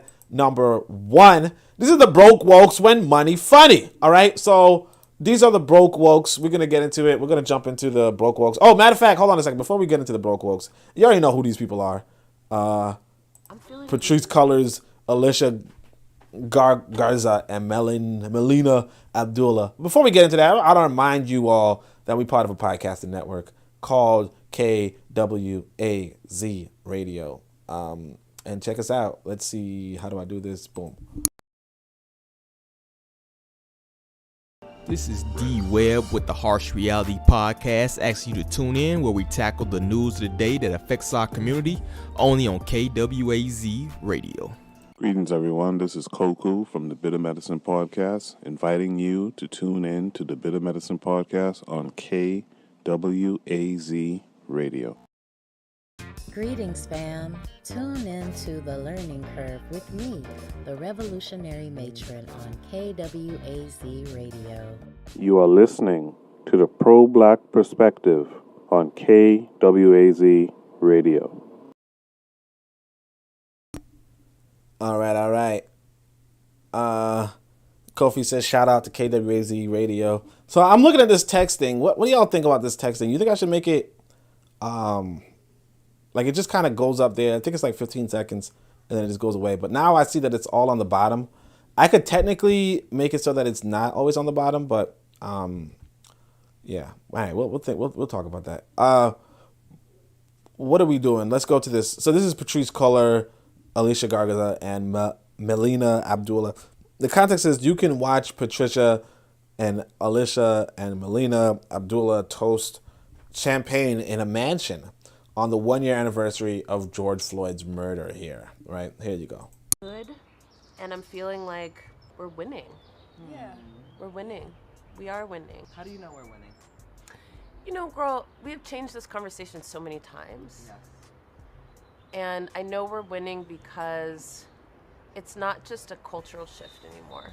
Yes. It's Yes. it is driving new conversations about rules and how the rules are being made and who's making the rules and what the rules are and why they are that way. And I know it because we've been in 8 years of these conversations now. Right. And that's a good thing. I'm feeling good. So And if y'all saw yesterday's Shoot the Breeze, you know, somebody who said that they didn't even know the last lady was a black lady, or you know, is a legend to be a black lady right here. But here's what I want y'all to get here, right? That they think they're winning, and the thing is this: that you might be like, "Hey, they're not winning, they're not winning," so and so. But this is what I want to tell y'all about. Y'all see the context. It's broke wokes when money funny, right? Basically, you know, the only thing you can do as a human being, listen to me right now. The thing that you should do as a human being is either gain closer proximity to power. You understand? These three ladies have closer proximity to power. I'll say it this way.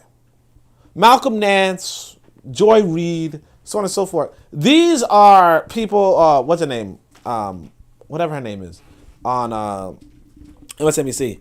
They are journalists, okay? They can, like, essentially, I couldn't tell you exactly, but a handful of white folk with influence watch MSNBC. A handful of white folk with influence watch Fox News. Okay? They watch these journalistic endeavors. And that's why I told y'all we should have been propagating a journal for our own people, right? For, like, you know, maybe Kagame doesn't watch it, but maybe Kagame's subordinate watches it, right? We should have been propagating our own media or reading or whatever that people in proximity watch or read or what have you, right? You know, The Economist, the New York Times, or what have you. We don't. Okay? We don't. But that proximity to power, you know, basically like this. Let's say it this way. Marcus Garvey produces The Negro World, right? Then the president of Liberia says, you know what? My favorite paper is The Negro World. Or the president of Liberia says, let's spread around this Negro World among our people, right? That puts Marcus Garvey's thoughts and ideas that much more out there. Okay? Kofi says the chat box needs more testing. So let me know what y'all think about it. Other than that, specifically. So what happens that technically you are winning. Technically they are winning in the sense that now, like they were saying, hey, we could have these conversations. Like, they can go up on MSNBC and be speaking, and then that clip surfaces or somebody says something right to the president of the United States. You know what I'm saying? So basically, I'll say it this way. I say blah, blah, blah, blah, blah, blah, blah, right? Whatever. I do whatever I do, right? President of the United States not looking at me. The president of Uganda not looking at me. The president of Sierra Leone not looking at me, right? Patrice Cullors, now president of Sierra Leone is not looking at her. President of Uganda not looking at her, but the president of America is. And so what you realize is that this quote unquote proximity to power, as well as, you know, power itself, but this proximity to power, right? Or the proximity to the top of power, right? Or to the height of power. That's an achievement for any human group, people. For any human group. Right? And because that's an achievement for any human group, but you have to realize that the direction of this country is going to only highlight those who are in line with their direction. I told you this. We told you this. So America's trying to head towards this place of black folk feeling reconciled, or black folk, or like essentially good images of black folk. You know, good images of black folk basically means. Here's what happened during the World War II, right? During World War II, America and Russia are fighting for global supremacy, right? And Russia, like any old country, you know, would say, hey, don't you treat your black people terribly, right? And so what America wanted from black people is to be like, no, we're not being treated terribly. You know? So they put up your Marian Anderson, right? They put up your whomever, right? To say, no, we're not being treated terribly. Like, life is good. You know, you put up your, like, today would be your hip hop stars, where it's like, yeah, I'm from the hood, but I had an opportunity, you know, or your Michael Jordan. Yeah, I'm from the hood, but I had an opportunity. Or your Michael Jackson. Yeah, I'm from a poor area, but I had an opportunity and now I'm a millionaire, right? Because when you make your minority group or you make this quote unquote oppressed group, like, again, there's two ways to do it. One is to be like, blame them. Be like, hey, look, they're killing each other, right? And the other way is to say, hey, look, they can actually make it. They can actually achieve something. They can be our mayors. They can be our president. When you do all that kind of stuff, it gives a good global image. What Black Lives Matter does is that it gives a good global image. It says, hey, America's changing. When the president of the United States says, well, I'm going to listen to a black woman, it's like, hey, America's changing. Supreme Court Justice, a black woman, America's changing. She has a white husband. You know, she doesn't look at race first. America's changing. America wants that. It wants that, hey, we're not the bad guys. And it suits them. So, yeah.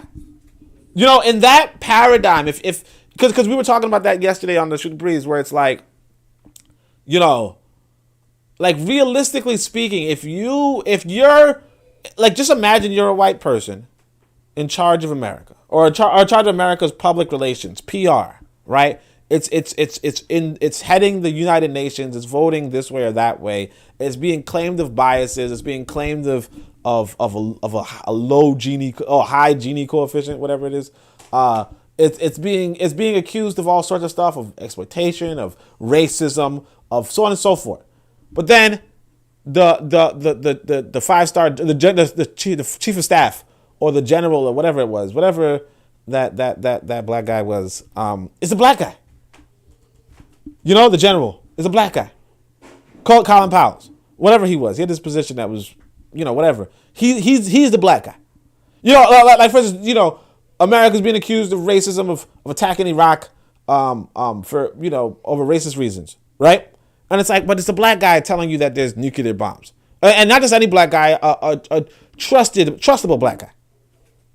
You know, it's really like a PR campaign. I think D-Web says it's a psyop, but, you know, like, we have to understand that this is it. But, like, here's what happens. You have these people, they're, you know, probably lesbians, quote unquote socialists, Marxists, all that kind of stuff. You put some money in front of them, and that's what happens.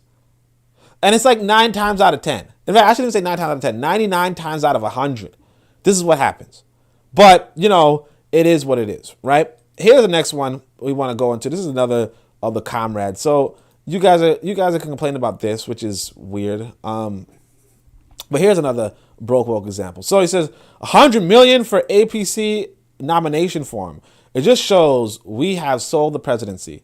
90% of Nigerians don't have 500,000 in their bank account, right? And so I'll give you this other one quickly just to let you guys know what he's talking about.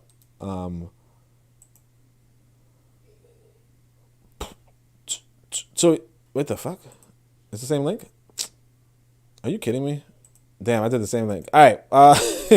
So never mind. But it was on the Discord. Somebody put it up. The idea is this, right? That essentially, in order to run for president in Nigeria, you need to have 100 million naira, right? Which is about, I think it was like $250,000, right? US. Okay. So people are saying that's wrong. You shouldn't have to have $250,000 to run for presidency. And the thing is this, that, you know, here's the thing that people don't get. I want you to understand this. So in an organization, right? So like I said, everything's an organization, right? Your nation's an organization, your corporation's an organization, okay? Anything, right? Now, corporations in particular are really interesting because you have to know what the CEO is, right? So the CEO, or what's the point of the corporation? So the corporation has a group of owners, right? A group of owners who are in it, like, who invested in the project in order to turn a profit, right? Turn a big profit. You know, not just turn a profit, but to turn a big profit. They don't want to just get their money back. They want to get their money back and then some. Otherwise, they wouldn't do it. There's just no reason to invest in something if you're just going to lose money. Or there's no reason to invest in something if you're just going to have the same amount of money if you didn't invest. You'd have to realistically really either be very well-to-do or just have a lot of charity, like just be very charitable. But you wouldn't really call it a business as much as a charity. Either way, that's the whole point. Now, what happens with the CEO? So the CEO is not the owner all the time. The CEO is the person responsible for making sure that the corporation turns a profit in some way.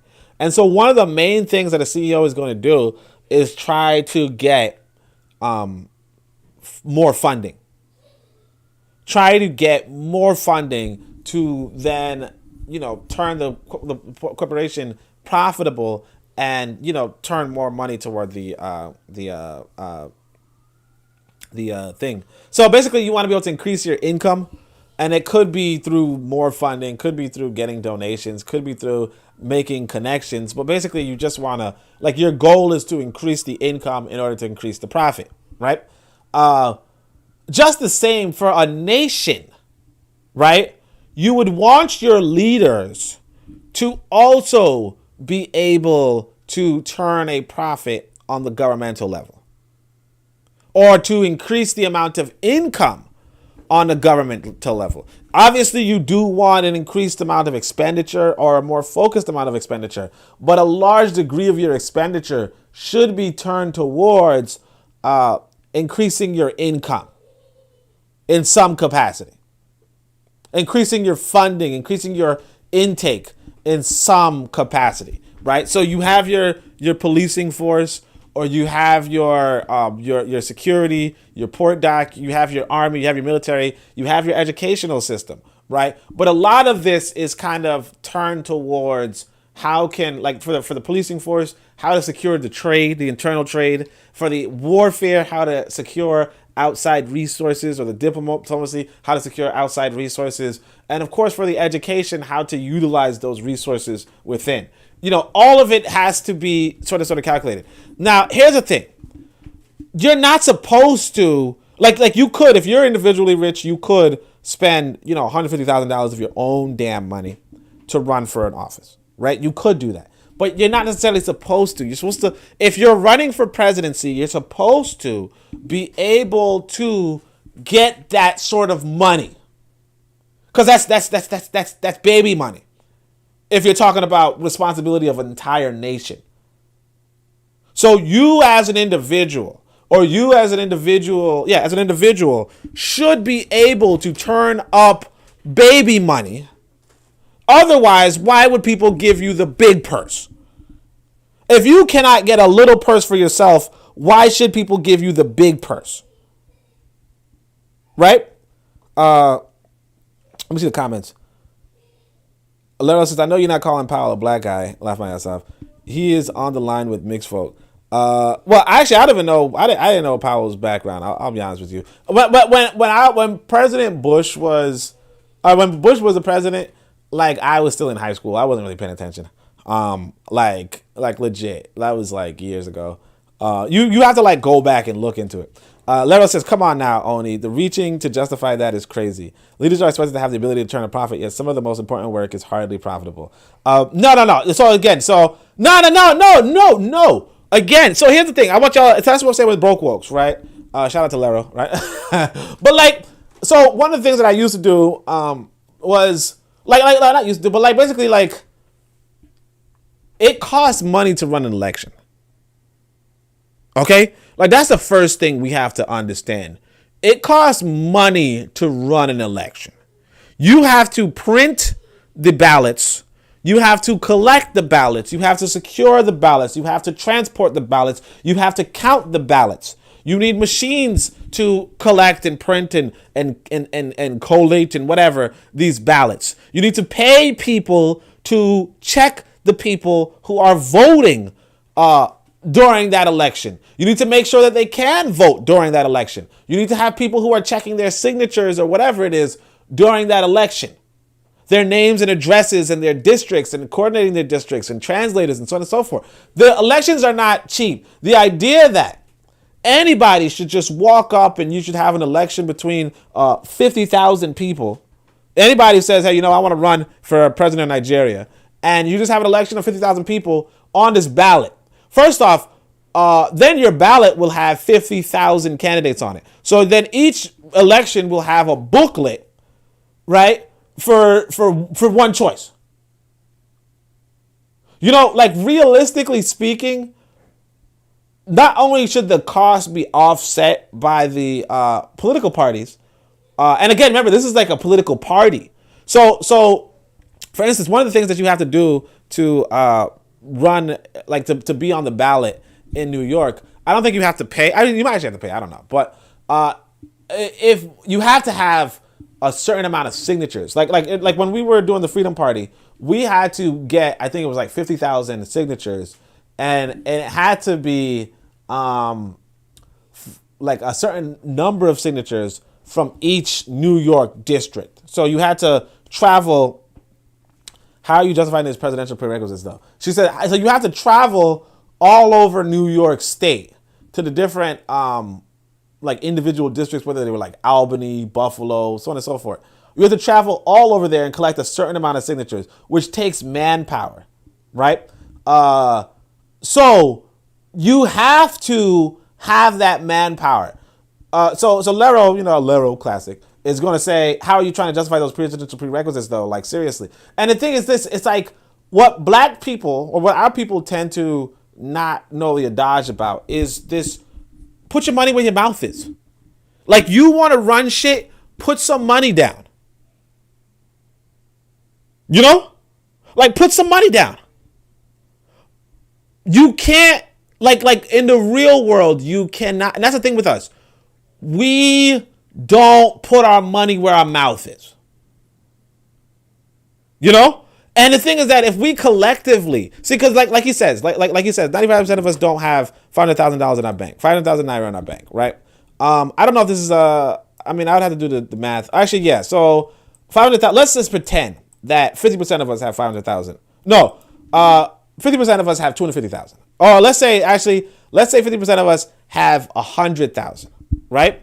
So that means that in order to get from 100 million to 100,000, you would need 1,000 people on board to put their money where their mouth is.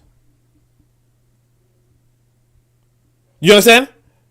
Put their money where their mouth is. Say, hey, you know what? I want to, I seriously, and the thing is this, it wouldn't have to necessarily be, again, you would have your corporations, you would have your so on and so forth, who obviously have more money to spend, more money to invest. But the point being that this is what political parties are all about. Like the Democrats, for what it's worth, that's the thing that we don't even realize. Democrats are paying for a lot of these elections. The Democrats and the Republicans are paying for these elections. I mean, I probably have to look it up. What are the election costs? But elections are not cheap. And just the idea that, they shouldn't be something that requires so much human labor to get done shouldn't actually have a cost associated with, its running. We have to really question that for ourselves. What in the world? Dang, it looked like everybody. I got I got one viewer now. So, what was it? Lero says, seriously, we broke though. What is being said? Yeah. I mean, look, you have to understand. We have to understand that there's a cost associated with elections. So I'm gonna look it up real quick to see how much. I mean, again, we have to. Hold on a second. Democrats. I'm gonna look it up. Pay for elections. I mean, you have to have a filter, because if you do not have a filter going on, even if it is, what was it? Realistically speaking, it's going to just be a cost on the state, to run this election with an unlimited amount of people. You do want some sort of filter. Now, obviously, the filter can be, a certain number of people, right? It could be, like a polling of, 50,000 people want it, right? But the reality being that if you're unable to fundraise, if you're unable to get outside sources of money, what's going to happen is that the state is very unlikely to succeed. Now, obviously, this can be abused by foreign powers with more money and all that kind of stuff. But the reason why foreign powers have more money is because not the reason why, but one of the things about foreign powers having more money is that what this means for us as a people is that they're willing to spend more money. They're willing to spend more money. And that's the thing that we have to really reconcile with as a people. Just the reality that we're not willing to invest in our own political situations. And because we're not willing to invest in our own political situations, things are going to be bad, And what's it say? Lero says, at least I'm solid. Yo, everybody left, man. Y'all just see the concurrent viewers. It just went down to one person. Kobe says they took a bathroom break. Actually, I don't know why it went down. I think YouTube algorithm just messed with me because you got two people in the chat. But anyway, actually no, there could be some other program happening because a lot of people decided to do programming on Saturday. But anyway, but yeah, that's pretty much it though. It's like, so the question is who paid for the elections? If we do not, we just have to be realistic, I mean, yeah, we technically don't have money, but then it becomes, it just becomes like, can you organize yourself to get money? Because it's just like, it's like a question of, well, who should be the CEO of the corporation, right? And it's like, you could always say, well, this guy is the lead engineer, so he should be the CEO, right? But it's like, if he cannot gain more funding, if he cannot make connections with, Zimbabwe and make connections with the Akan or the UE, if he can't do any of these things, why is he the CEO? Why is he the president? If I can go to let's say I'm in Ghana and I could go to the UE and say, hey, I'm gonna do this thing and I'm gonna fix this, I'm gonna do that, and I'm like, but all I need I need your support, I need your vote, but I also need $50,000, right? If I can get that $50,000, right, versus if I can't get the $50,000, right, then why am I president? We have to realize that realistically speaking, especially in like this monetary economy, right? That we are we're in this world where we're competing against other people who have leadership that's able to turn a profit. And then when it comes to us as a human group, right? We don't have that leadership. Like baked into us. Like we have the leaders who can sell us out. That's a way to make money. You can sell out black folk, right? Or you can sell black folk. That's a way to make money, right? I was actually recently, there was this video, I think Bookman put it up about Botswana. So I decided to look at the Botswana video, and it's about Botswana and how it became like the fastest growing economy in the world or something like that. And the way how it did is that they were like dirt poor, pretty much, right? And then a diamond, like the second largest diamond collection was found in their borders, right? As well as like very high quality, like the best quality of diamonds, right? So they started selling diamonds, and they started using the profit from the diamonds to improve their economy, right? And that's all well and good, right? The thing is this: beyond diamond, like a finite resource, beyond diamonds, they're not developing their economy. They're trying to develop their economy in other ways, but it's not being successfully done. And because it's not being successfully done, nothing is going to come of it. Essentially, when diamonds run out or when diamond mining is no longer as profitable, the country is going to return to this poorer state.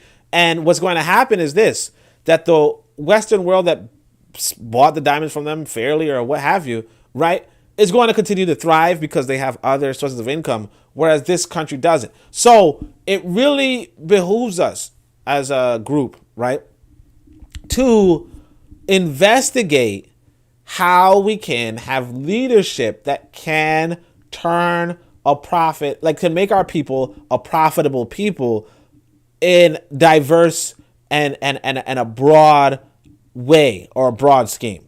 And if we do not do that, okay, if we do not do that, we will not have functional nations, notwithstanding all the mineral resources we may have at present. You know? So I mean, again, I know broke wokes are upset about this, right? I know broke wokes are upset. Like why we gotta pay to run elections? Why we need people who why we need organizers who can get funding to be the leaders?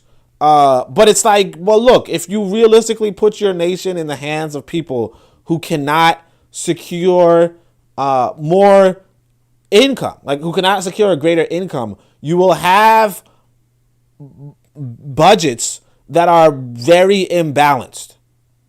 You know, in fact, if y'all remember the other series I had, let me see if I could pull it up. Wait, what was it called? What was the series called again? The other series I had was called, oh yeah, the Pan-African Report or something like that.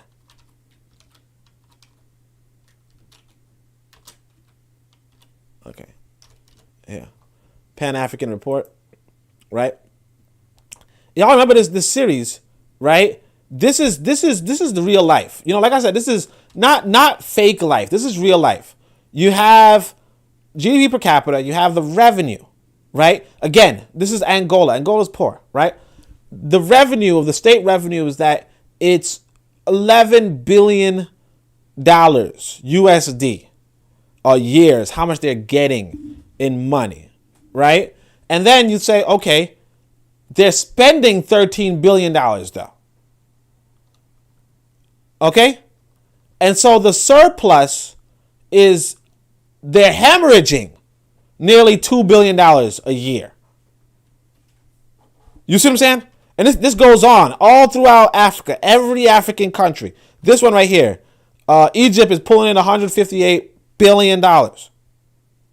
Okay? And it's hemorrhaging, and it's spending $168 billion. So it's losing $10 billion.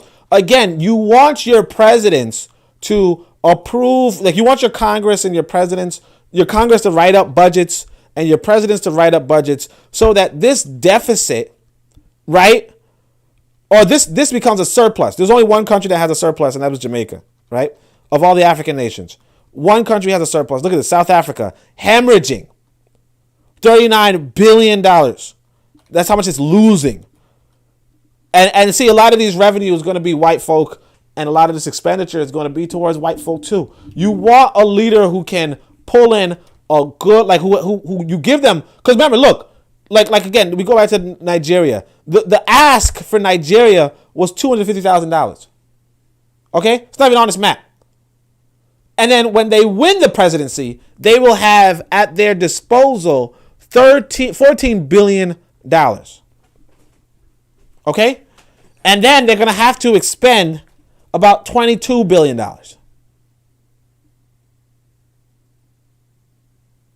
You understand? But look at this. Unemployment rate is 33%. So what you want to do with this revenue, you want somebody who already in their individual life, in their personal life, is able to pull in multiple sources of resources and usually give their people employment. Because now when they are in this position to do this, right, you won't be faced with 33% unemployment. Now, obviously, you could always say, counter argument, well, if Nigeria already has this in place, then why the hell do they have 33% unemployment? You know, like, obviously, it can backfire. obviously it's not a flawless system. But at the same time, you have to understand why it's a necessary system. Or not a necessary system, but why it's a system that, like why it's in place anyway, right? Because realistically speaking, the only people that you would expect to not give you this sort of imbalance or not give you this sort of high number are the people who so on and so forth. Now, the issues in Nigeria are worsened by the fact that this revenue is not even created by the people. That's why you can have 33% unemployment, because this revenue is not even created by the people. It's created by oil. You know, and like I said with Botswana, the revenue as well is created by diamonds. You understand? And so most of the people getting the money in Botswana are going to be the people in the diamond industry. But I do want you to understand that, you know, this is like in real life, you're not going to it's not as easy as, you know what, I wouldn't run for president, put my name on the ballot. Because the reality is a lot of people are going to want to put their names on the ballot. You know, Nigeria, if you look at the population, so Botswana is tiny, 2 million people, right? Botswana is tiny. Nigeria is 203 million people.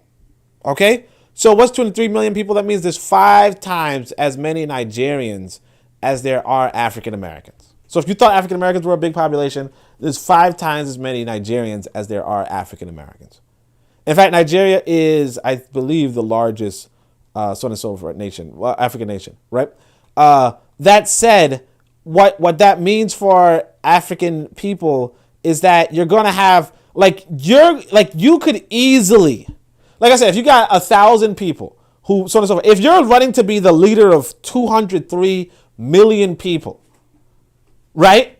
You should show some sort of capacity towards being able to gather 100 million naira. That's about 50 cents per person. Or 0.5 naira per person. Like you should show that capacity. You should show that leadership capacity. Obviously, you won't. But again, like I'm not going to join the chorus, notwithstanding the fact that the chorus is there. Notwithstanding the chorus is there. So let's see. The budget. So let's see. Lero says the budget's is imbalanced as is, though. The conditions already exist, and that's why y'all take issues with broke folks. We point this out just by observation. Not saying you're wrong, though. Yeah. But I mean, it's obvious the condition. Like, it's very unlikely the condition would be better if you don't. If you just open the floor to anybody. You know, like realistically speaking, you just wouldn't open the floor to anybody. You know, unfortunately, what happens is that white money is going to buy the position. So that's why, like, real talk, I'm not really a big fan of democracy myself. I'm not really a big fan of democracy myself. So, like, I get that part, you know, where it's like, you know, but because the thing with democracy is that it's going to be corruptible. You know, it's going to be influenced by mass media, and nobody really has a mass media machine as good as America, you know? So like if you're going to reach 203 million people, you need mass media, you know? Your YouTube channel is very unlikely to reach 203 million people. Like generally speaking, like you're going to need like advertising, not saying it's like your YouTube channel is a part of mass media per se, but like you're going to need a lot of advertising revenue. You're going to need a lot to really get yourself out there to 203 million people, right? So like it's going to cost you. Now, whether you should, but again, like I said, it's going to cost the state too. If you did not, like realistically speaking, if you did not have some sort of barrier towards an unlimited amount of candidates, then you would end up with like a really expensive election for nothing. You know, you'd end up with a really expensive election for nothing. Now, I don't mind the whole, you know, get 50,000 people to sign, but I'm pretty sure there's also like a fee associated with running for for governor, like or like whatever election you're trying to run for, even in America. I'm pretty sure. I want to double check that. Hold on a second.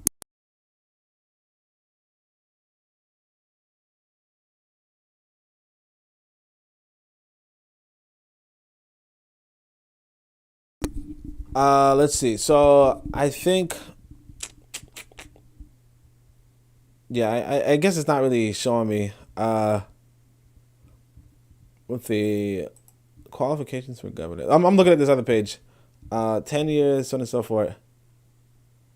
Because I'm pretty sure you have to like I know you have to sign like you have to collect a bunch of signatures, but it's possible you also have to pay a certain amount of money.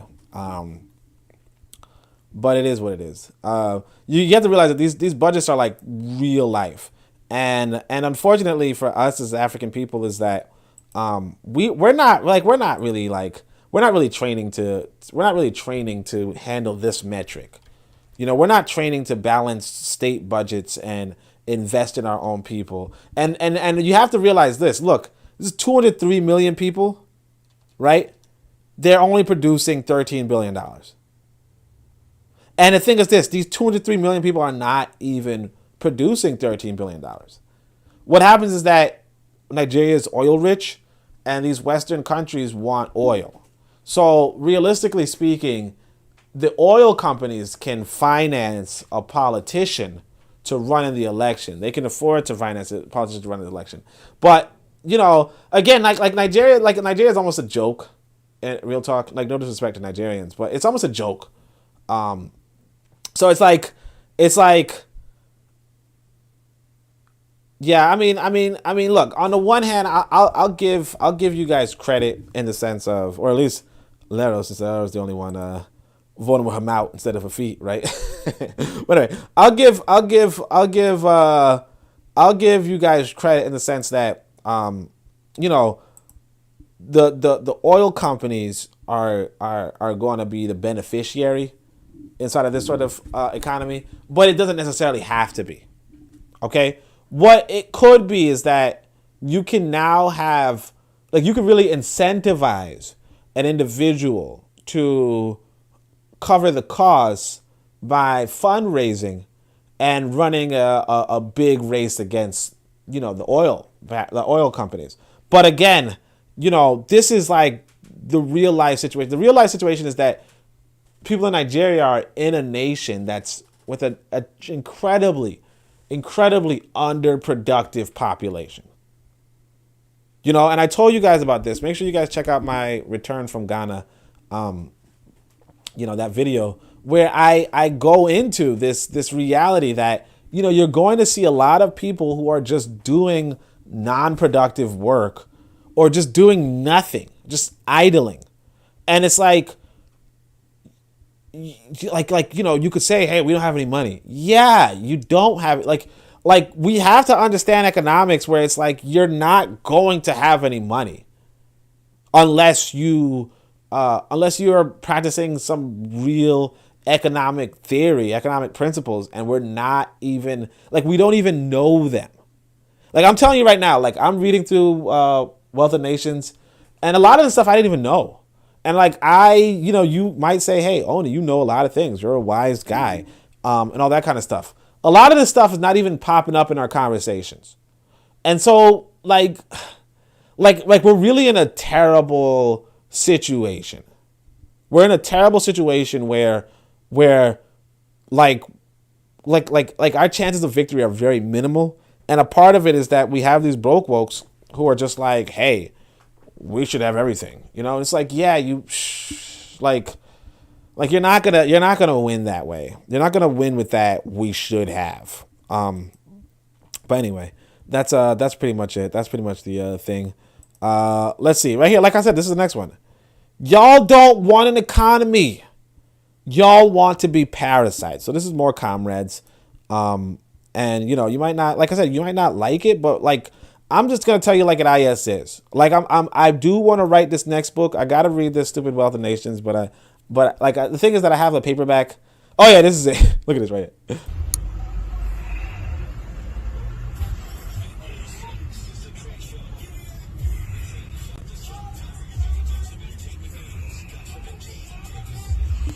So basically, this woman did not pay for this. Obviously, she just went into a grocery store, collected a bunch of meat, and threw it in her car.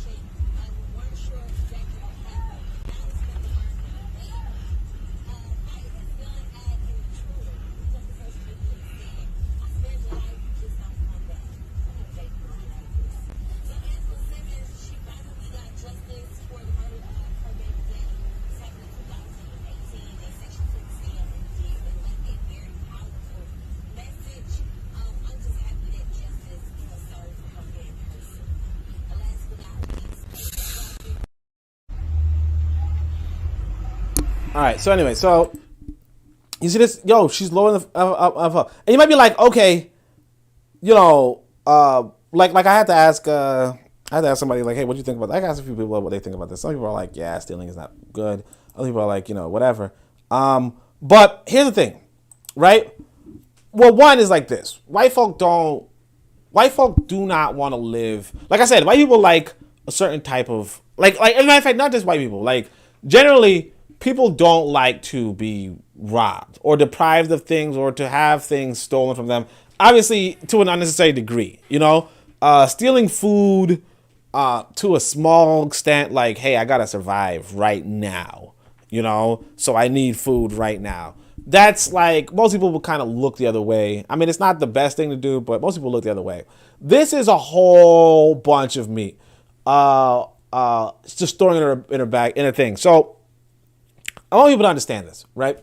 Now, part of me is like, hey, she's stealing from a white person, so who really cares? But of course, you know, you got to realize that mentality of she's stealing from a white person, so who really cares, really kind of justifies or really kind of validates why white people stole from you. You know, which isn't a bad thing. You know, it's okay to justify that. It's okay to validate that because it is quote unquote justified and valid. But you have to realize what that means. You know, like you have to just realize what that means.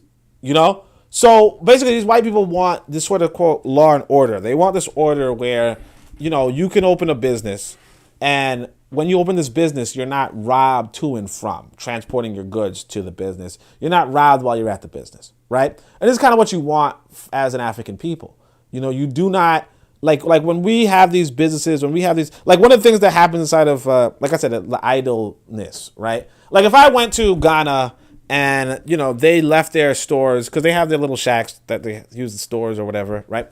And, you know, if I were to at night break into some of these stores and just take everything, you know, and sell them elsewhere or just take it, just whatever, right? The reality is that, like, they wouldn't like me in that community. You know, if I instead go to that community and I just, you know, buy whatever it is that they're selling, then it's like, yeah, this he's following the order. That's the social order that we want from him, right? So this example right here, it's an interesting video. I find it most interesting because it's a lot of meat, you know.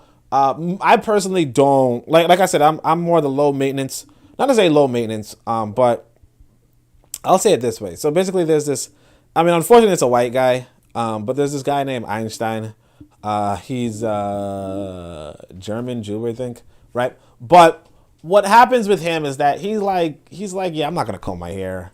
You know, I'm not gonna get dressed. I'm just gonna put on a sweater. I'm not gonna really eat right now. I'm gonna do my physics or something like that. And that's kind of like also how I do things, you know, where I'm just like, yeah, like I'll just eat whatever, and then, you know, do my programming or something, you know, or, you know, play my game or something, you know, but, or like read my book. I'm not really, oh, I gotta have this meat, you know, like usually I'm not squeamish, but, like when I was younger, I was under the influence of, I was kind of like, I'm not going to, like, I didn't really, like, I was told that you got to wash meat thoroughly and then wash your hands after, and then you might get blood in your hands and all that kind of stuff. And I was like, yeah, I'm not really effing with raw meat like that, you know? So, and like, you know, recently I started looking into getting some more raw meat, you know, for whatever reason. And I was like, yeah, these prices, nah. So like, maybe she's reacting to these prices, but, like, why I'm pointing this out is that, like, what she's doing isn't really, like, within the paradigm of, you know, like it's not really within the paradigm of, like, she's, like, fighting to survive or something. You know, she's just, like, kind of low-key just kind of entitled, kind of stealing, right? And so you might be like, oh, well, you know, there's some reason, you know, well, what's wrong? What's good? What's bad? Like, what is it? Why are you showing us this, right? And I think I might have had this, yeah, y'all don't want an economy, y'all want to be parasites. Like, basically, this is like parasitical behavior, right? But look at this. So here's a whole comment stream under this where somebody says, I feel like, and this is what I'm saying, like, it's like, do we have an economics understanding, right? Because I think Lara was supposed to describe to us her understanding of economics, but she never came back to us. But we're gonna just try this live, where it says, I feel like nobody should have to pay for food because stuff like this ends up happening. Now, what is she talking about, right? She says, this is not Lara, this is Sade 27, I think. Yeah, 27. Sade 27. So she goes, the only exception would be restaurant fast food. So the only food is prepared food. So he's like, you should pay for those luxuries, but not for basic needs like food to eat at home. Okay. So then this high class John, I guess, which is not really the best name, but anyway, he goes, Liff. I don't know what that means. Maybe like I fuck. I don't know. But we didn't pay for food. Stuff like this would still happen. Okay, maybe he means like. No, I don't know what he's trying to say. Like, if we didn't pay for food, stuff like this would still happen. Or maybe he meant if. If we didn't pay for food, stuff like this would still happen. But everyone would do it, and we'd run out of resources very quickly. So the idea of, you know, so he's actually, like, it's a smart guy, right? He's like, hey, look, the reason why we have this thing behind a paywall is because you'd run out of resources very quickly if people just kept stealing. Now, look, that's not to say, I want to make this clear, though. Right? You can have an economy where food is not monetized. Okay? So you, like, for instance, one of the economies that I was thinking of, like, cause I said, I'm a game developer, and in the game I wanted to develop originally, in the story, you know, you as a kid would walk to the grocery store to pick up some, like the beginning of the story was something along the lines of, you know, how you join the initiation, you know? So basically inside of some African countries, some African initiations, you would get kidnapped by, you know, the adults in the community, and then they would take you somewhere, you know, secret, you know, blindfolded, and you would after you're kidnapped, you would be taken to, you know, the area where you would go through initiation, right? Blindfolded and all that kind of stuff. I think it's kind of based off of now I don't really approve of this book, but there's this book called Of Water and Spirit by Malidoma Some, I think. And so he kind of describes his situation of getting, you know, initiated and all that kind of stuff, right? In both systems, in the Western system and in the thing, you know, the initiation in the Western system is obviously the public food system, right? But anyway, so, yeah. So, but like in this story, I was saying that, you know, the kid, you know, his mother is like, hey, I'm going to make you some jollof, right? But I'm not out of carrots. So can you go to the grocery store and pick up the carrots? And so the little boy would then go into the grocery store, right? And he would just take up the carrots and leave the store, right?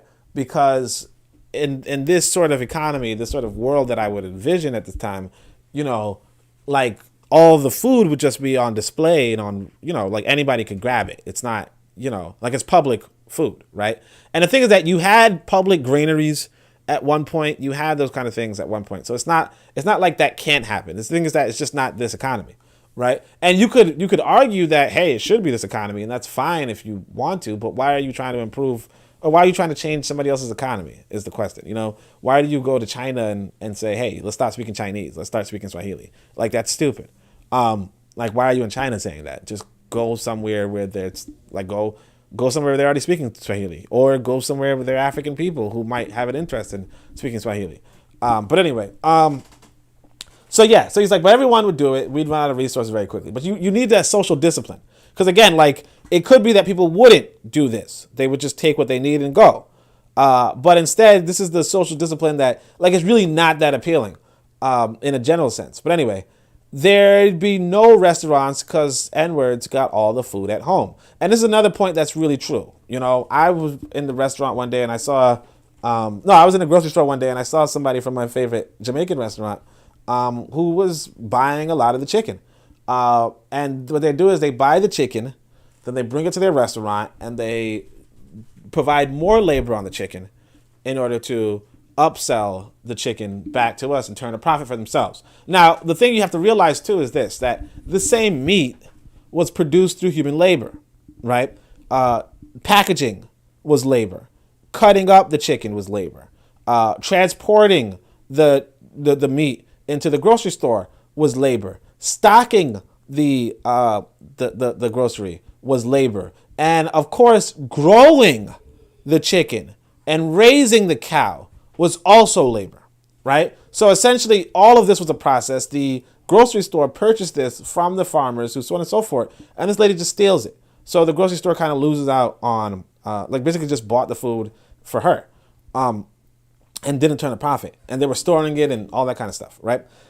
So then she goes, but you don't think this is sad? We have to pay for things we absolutely need to live. Now, again, she's taking an excessive amount of meat. It's not like she's like she put like a piece of meat in her pocket or something and then walked away with it. She's taking like a freezer full of meat, right?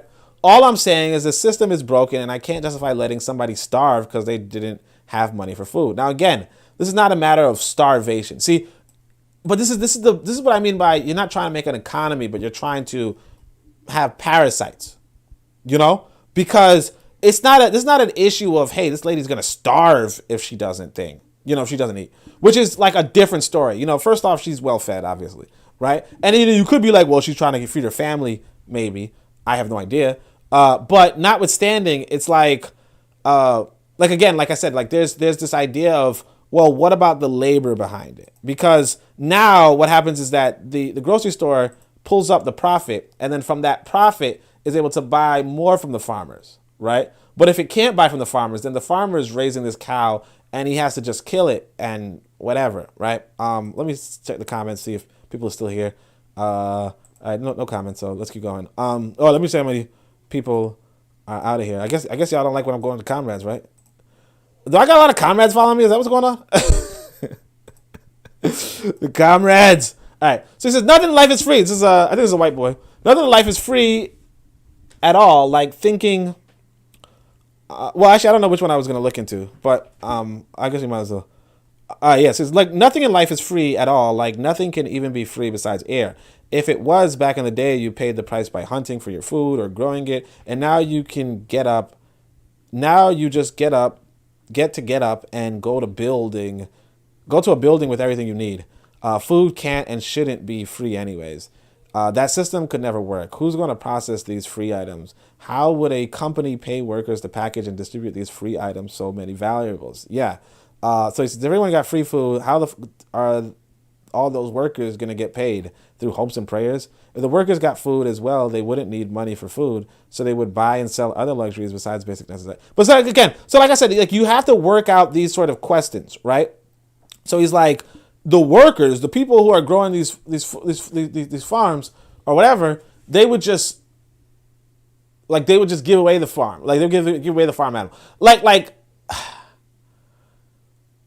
Yeah, so like again, like the reality is that, so it's like becomes, why would they? You know, like basically it's like this, you know, you have a farm and you have this farm where you have enough, like you have enough cows and chickens to feed your neighbor, right? But if you can't sell it at a profit, then you'll just have less land and you just wouldn't produce an abundance of chickens and cows. And when you don't produce an abundance of chickens and cows, then what happens is that there are no chickens and cows on the market. So now that you are, you're the developer, you're the programming developer, right? What happens is that you're not going to have any chickens and cows. And so now you have to turn back into farming in order to eat, right? And now when you turn back into farming, basically your people collectively no longer do anything outside of subsistence. And so what happens is that you do have a lot of older African economies where we were subsistence farmers. Okay, and that's all we did. subsistence farming. Well, not all we did, but very, very little outside of that. And so realistically speaking, you want people to create an abundance, but you have to compensate people for creating an abundance. Or you have to compensate people in order for them to afford an abundance. Because what happens is that if you're feeding, like if you have enough land to feed, no, basically it's like this. If your family can get away with eating, let's say 20 cows in a year, right? Then you only need to produce 20 cows for the year, right? Or 20 healthy cows in a year. However, if you can produce 50 cows for the year on your land or whatever, you still, but you know, you can't afford to sustain 50 cows in a year. You understand? You need outside help in order to do that. You need somebody to say, hey, you know what? I'll take those cows off of you in exchange for your labor.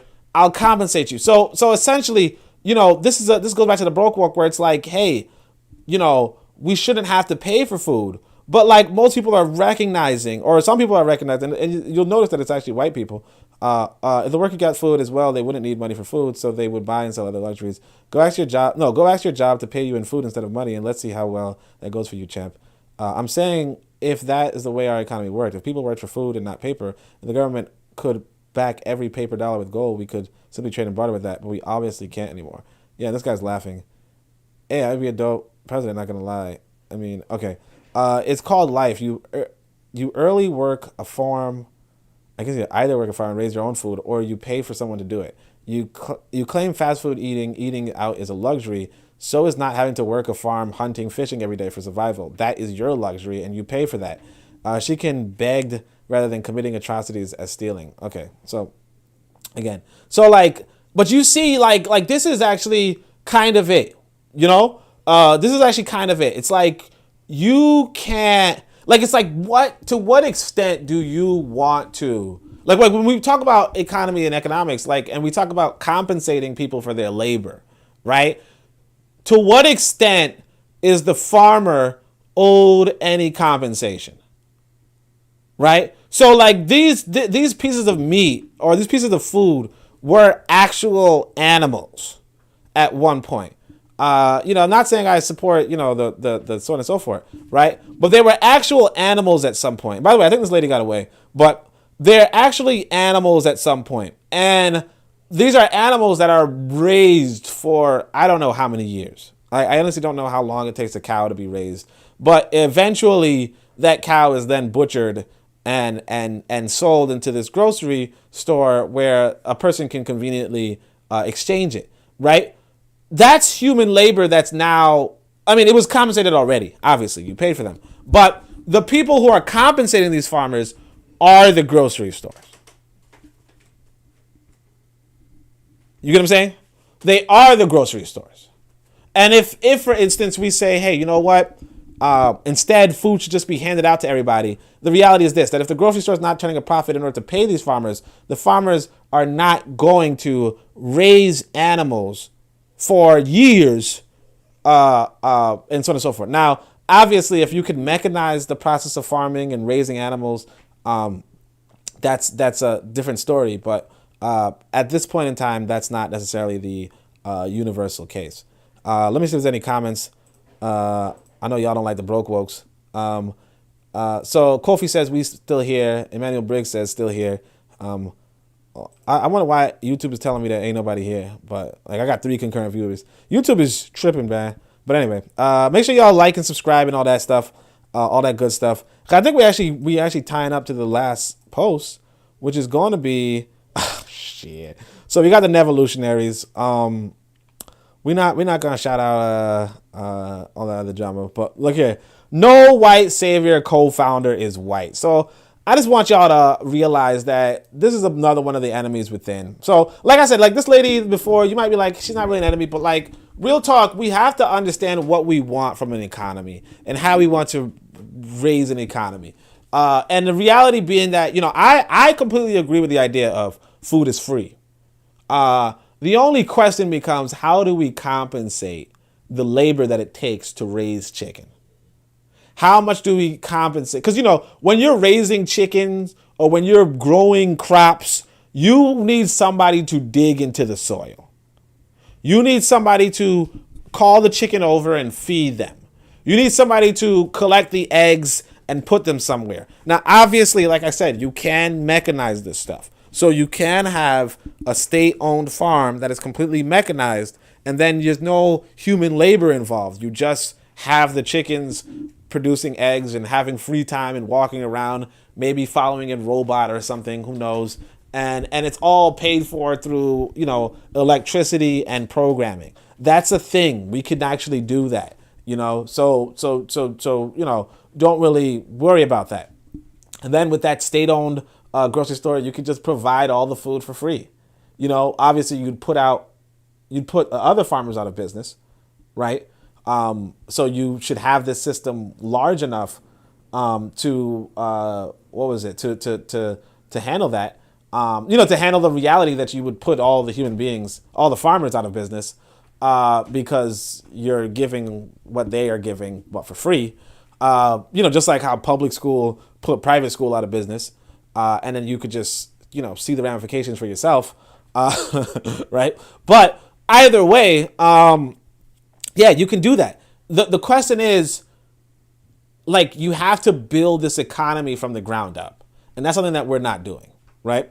So anyway, statement from Olivia, co-founder of No White Saviors. So she goes, Olivia's statement on attempts by co-founder to relieve her of her position. So this is Olivia. My name is Olivia Alasso. I am a co-founder and have been a director at No White Saviors for close to 4 years. Now, so this fool, right? The organization's called No White Saviors. This fool is going to have the co-founder be a whole white woman. How stupid you gotta be. This is the thing, like I said, like the Afro-American, the African-American is in a situation that they are not going to win.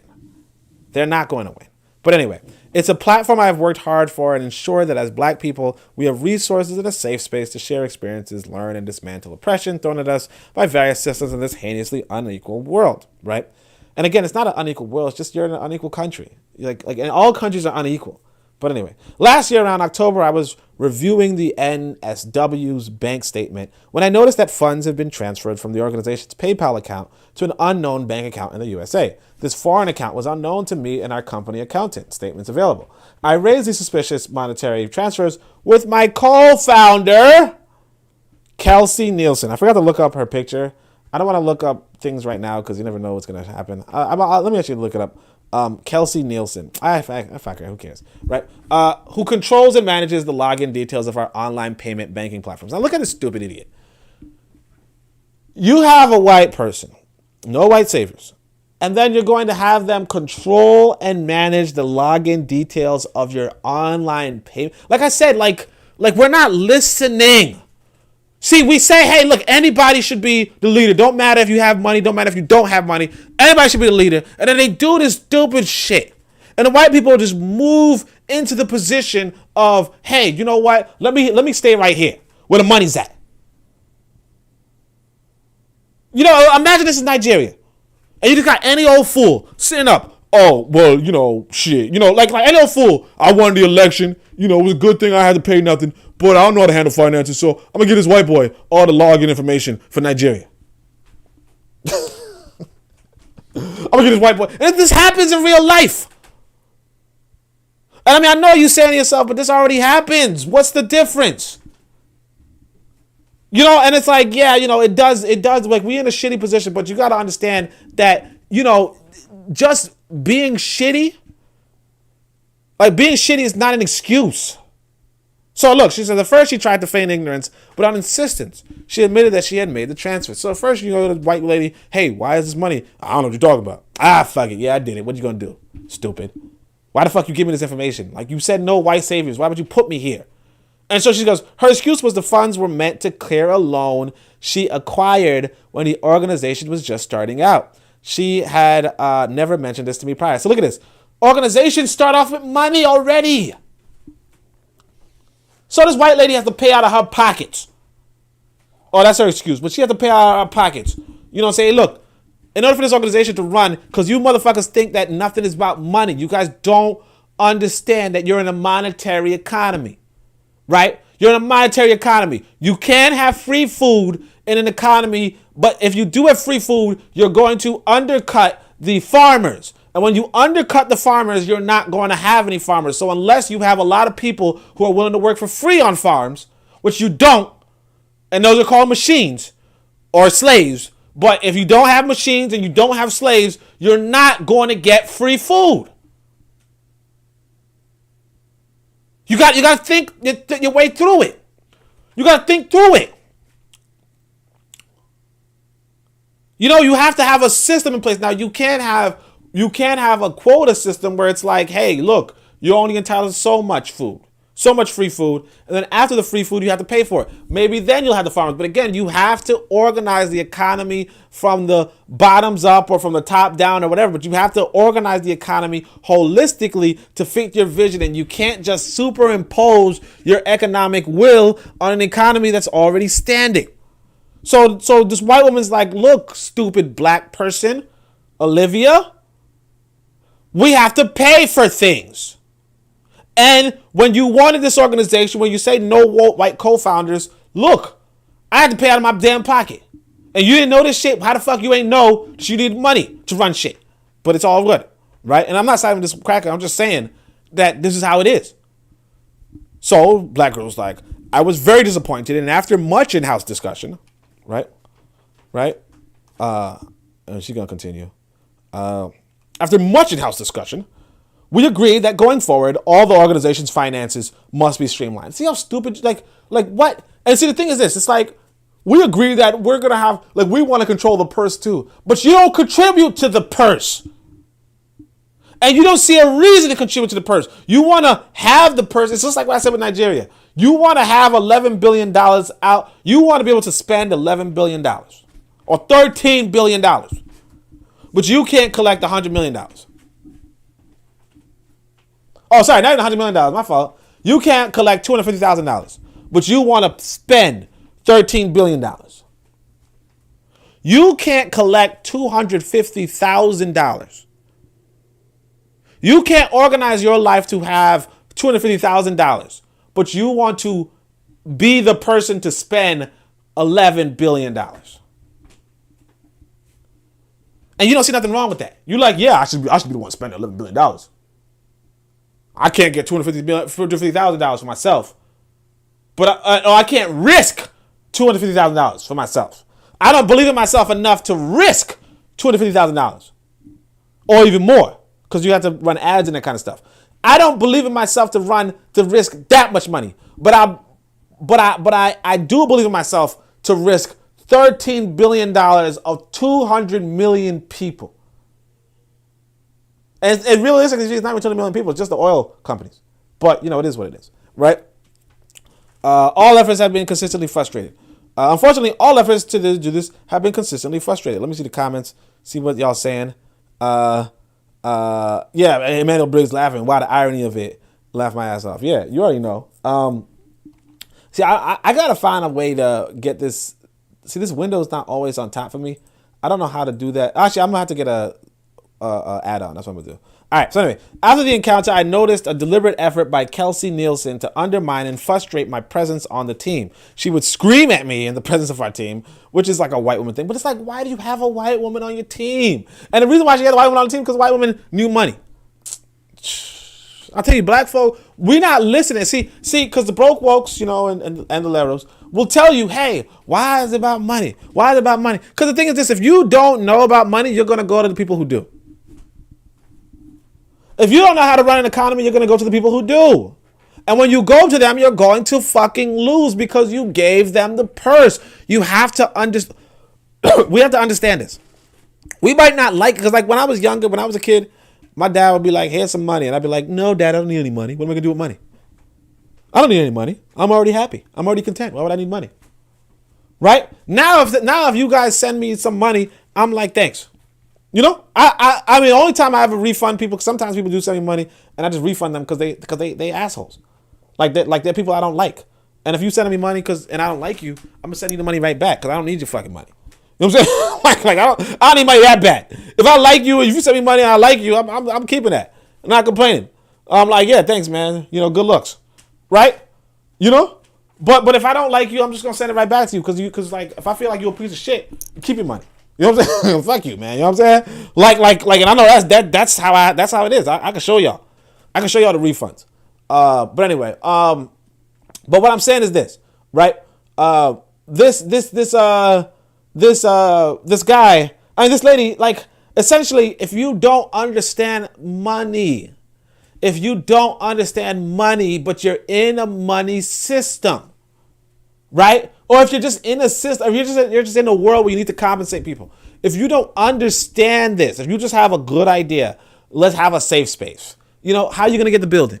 What are you gonna like? How are you gonna get the building for this safe space? How are you gonna put out the newsletter? How are you gonna organize this website? How are you gonna do all this stuff?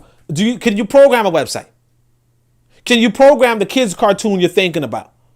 Can you draw all that? Or you're gonna have to pay an artist? Because you're gonna have to pay an artist, that's labor. Right? If you're gonna put up a website, you're gonna have to pay for the website's maintenance. You know, there's a fee associated with it. Right? You have to understand the multiple levels of a cash economy, of a monetary economy. Because if you do not understand that, the reality is that you're gonna have to go asking somebody who does, and they're going to have they're gonna have superordinate power over you. And that's what it is. That's what happens in Nigeria. It's like, oh, we don't understand money. And so, you know, but this oil guy understands the money. And then now your whole country's beholden to this oil thing. And then you're not investing because you went to the guy who could afford it. Now, if you could just organize, if you could say, if you're in Nigeria and you organize a computer programming thing or whatever, I know I keep talking about programming, we talk about something else, but you know, you gotta talk about what you know, right? But like, you know, you organize a physicist or shit, that's me again, right?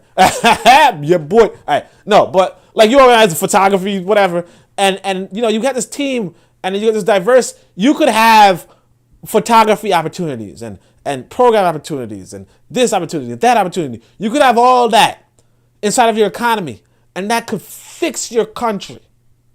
But instead of doing that, instead of figuring out how can I make a profit, seriously, in this modern world, you say to yourself, well, shit, who got money? All right, I'm for sale. And that's what happens. No white saviors. Come on. So she was screaming at me in the presence of others.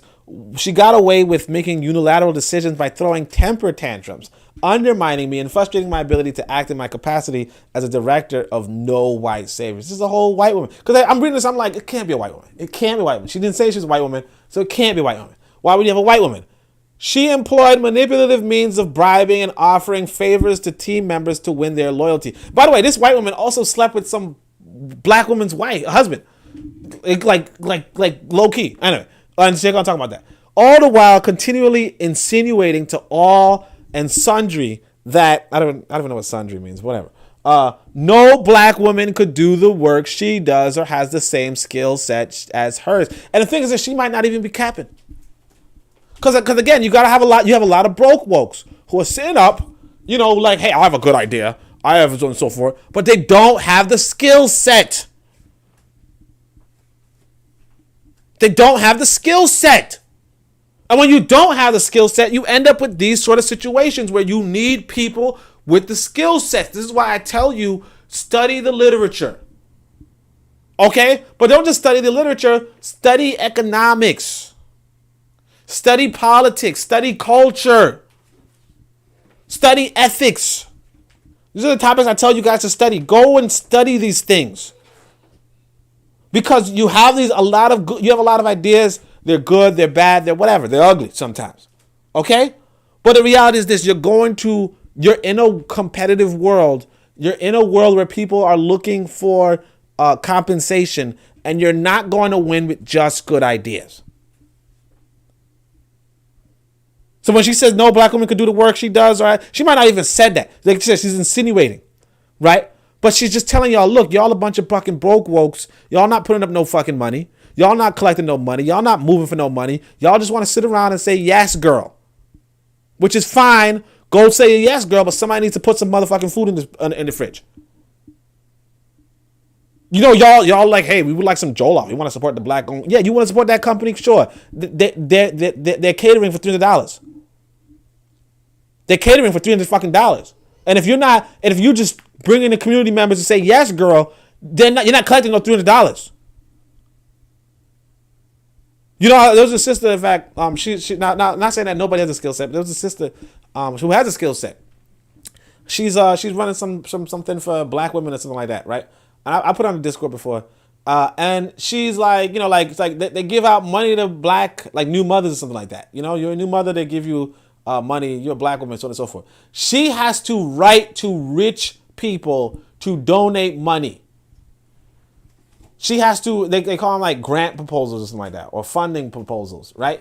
You write to rich people, rich white folk mostly, who are sitting around on a bunch of money who want to do something good in their community. You have to convince them with their big ass wallets to give you money so that you can give away the money for free. That's the skill set that you have to do, is low key begging. If you're not creating an economy for your own self, you have to beg, fundraise. So this white girl, I'm not trying to defend this white girl, but this white girl is obviously going around asking a bunch of rich white folk, hey, can you fund these black women, sitting around saying, yes, girl. And they're like, yeah, sure, I don't mind. I mean, yeah, why not? I mean, those are my constituents, sure. You know? And it's sad and pathetic, but that's what it is. And I'm not telling you what I think, I'm telling you what I know. I like that phrase. I actually don't know that shit. But like, I don't know what the fuck's going on here.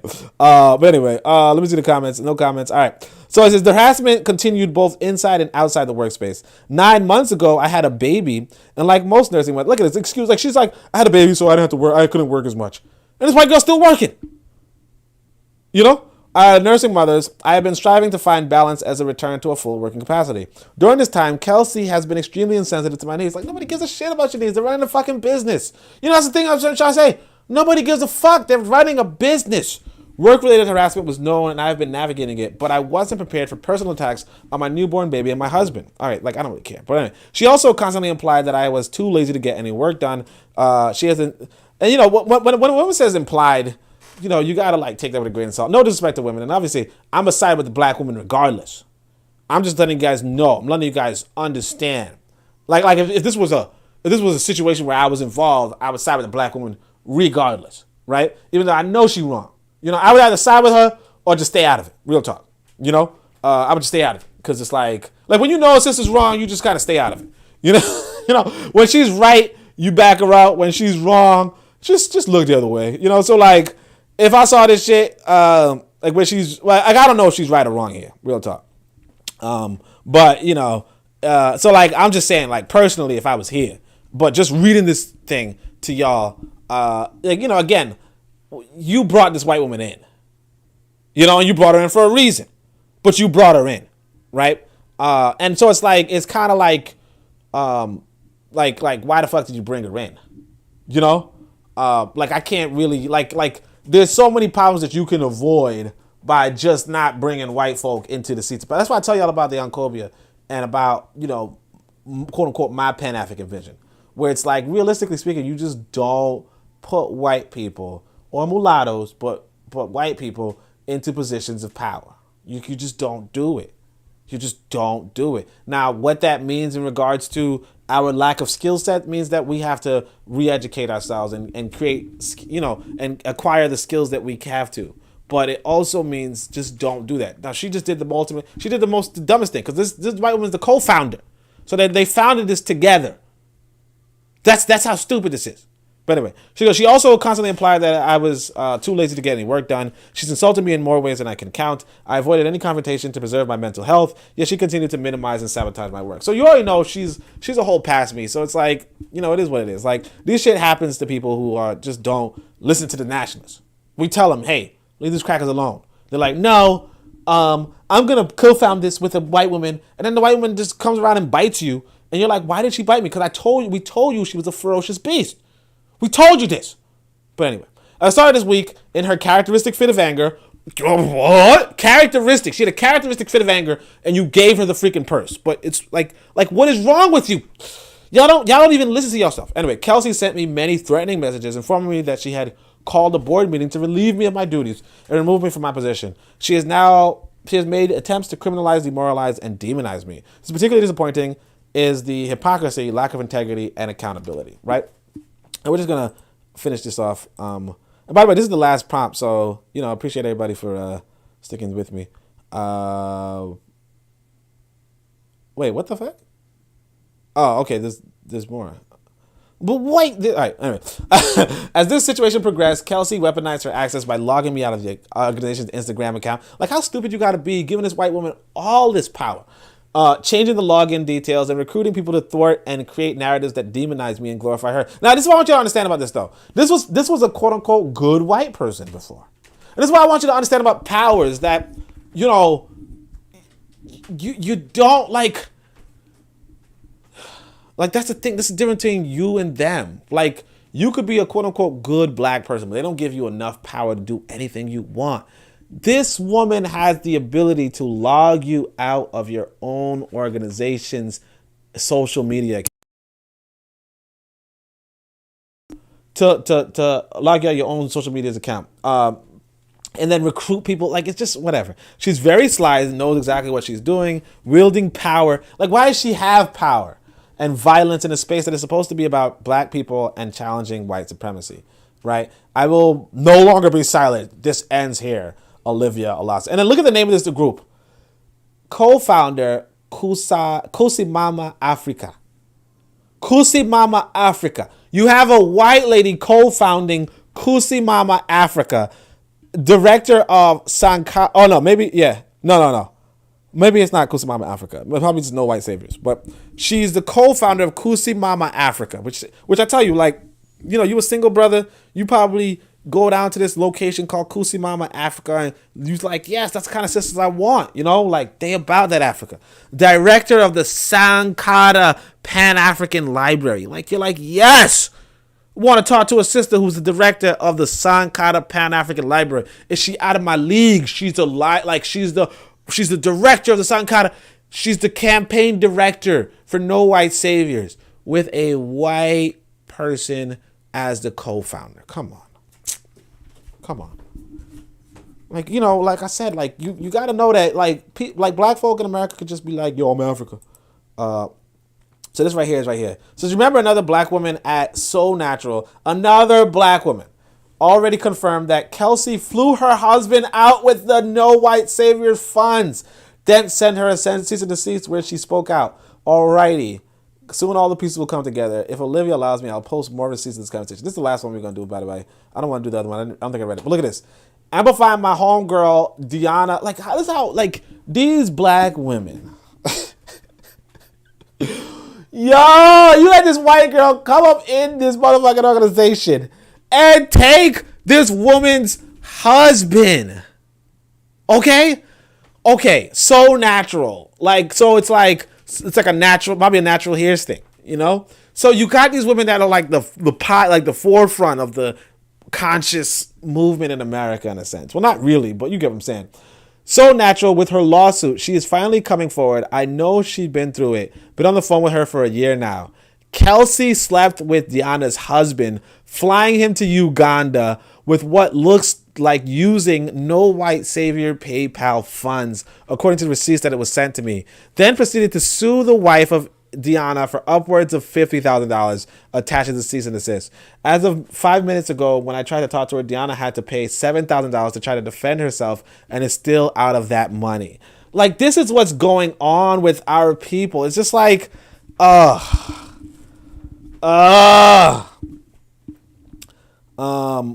So, like, it's like duping almost 1 million people in this game. So, like, you have black folk all over the world. Like, you have this Olivia character is the face of this black organization.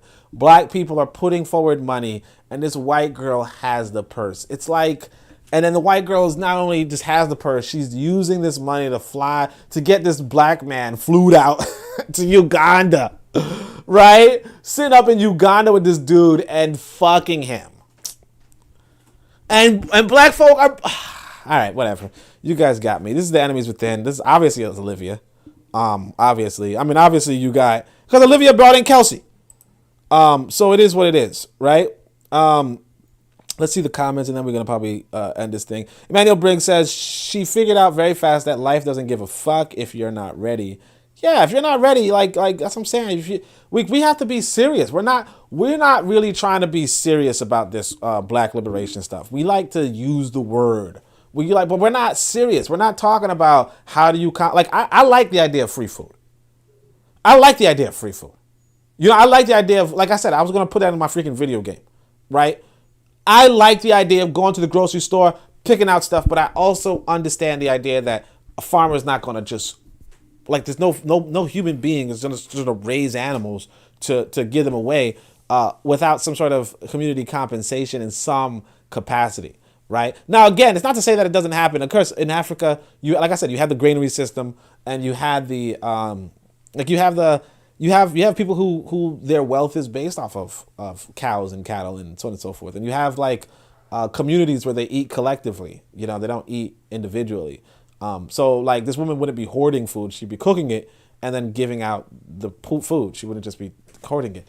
So it's not like it's not possible. It's just a reality of.